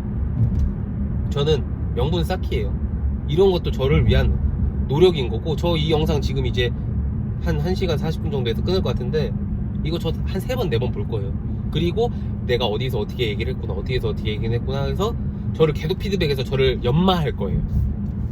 그래서 궁극적으로는 제가 최고의 1타 강사 김창욱 강사처럼 모두가 부르고 모두가 알고 싶은 강사는 아니라고 할지언정 적어도 강단에 서고 연단에 서서 이야기할 수 있는 사람이 되고 싶어요. 네, 그게 제 꿈이에요. 그래서 그러니까 회사 생활도 좋지만은 어찌됐건 간에 회사 생활은 내가 9시에 출근해서 6시 퇴근하는 그 시간까지는 회사에 내 시간을 다 바치잖아요. 그게 막 마냥 즐거운 삶만은 아니잖아요. 전 궁극적으로 제가 경제적인 자유를 누렸으면 좋겠어요. 그게 전 기술이 없었으니까 제 말이 기술이 돼가지고 저라는 브랜드가 부가가치를 창출하는 사람이 되길 희망합니다. 그래서 나이가 60이 되고 70이 돼도 강단 앞에 설 수 있고 연단 앞에 설 수 있고 사람들이 저를 보고 감화되고 사람들이 저거 보고 동기부여를 얻어서 제가 돈을 벌 수 있는 사람이 되길 소망합니다. 전 그렇게 될 거고요. 될 거를 노력합니다. 여러분들은 미래 최고 명강사의 아주 가장 원초적이고 준비되지 않은 시점을 보고 계시는 거예요. 축하드립니다. 아, 이제 여기가 어디야? 얼추 많이 오긴 했는데 영상을 찍었던 시기가 대전에서 출발했던 시기니까 지금 서울 톨게이트 9.4km 남았는데 이제 아까 커피 계속 먹었잖아요. 화장실 너무 가고 싶어서 아마 이제 영상은 여기서 끌 것 같고 생각보다 일찍 도착할 것 같네요. 여튼 영상 맨 처음 찍기 시작할 때부터 내 얘기 하면서 한 30분이나 얘기하고 싶었는데 뭐 고등학교가 끝나기도 전에 30분이 지나갔어. 근데 여러분, 이거 제가 이런 말 하기 좀 그렇지만 저 대단하지 않습니까? 저 이거 편집 안 할 거거든요? 편집 안 할 건데 여러분들 중에서 거의 이렇게 1시간 40분 논스톱으로 혼자서 떠드실 수 있는 분 있으세요? 그리고 저 말 엄청 재미없게 하는 편도 아니라고 생각하거든요? 저 말을 좀 그래 상대적으로 예쁘게 재밌게 하는 편이에요. 저는 그래요. 제가 그게 유일한 강점이기 때문에 알거든요? 여러분 그렇지 않습니까? 좀 인정해주세요. 저 구독, 좋아요 같은 거 막 손발이 오라들어도 못하는데 만약에 여기까지 보신 분들이 있으시면 구독 좀 해주시고 좋아요도 좀 눌러주세요. 아마 여기까지 아무도 안 볼 거라 믿습니다. 저만 한 3번 보겠네요, 피드백 하느라. 여튼 안전운전 하겠습니다. 이제 끊겠습니다. 안녕. 아디오스. 빠이 짜이젠. 안녕. 아유 또 업됐어. 끊을게요.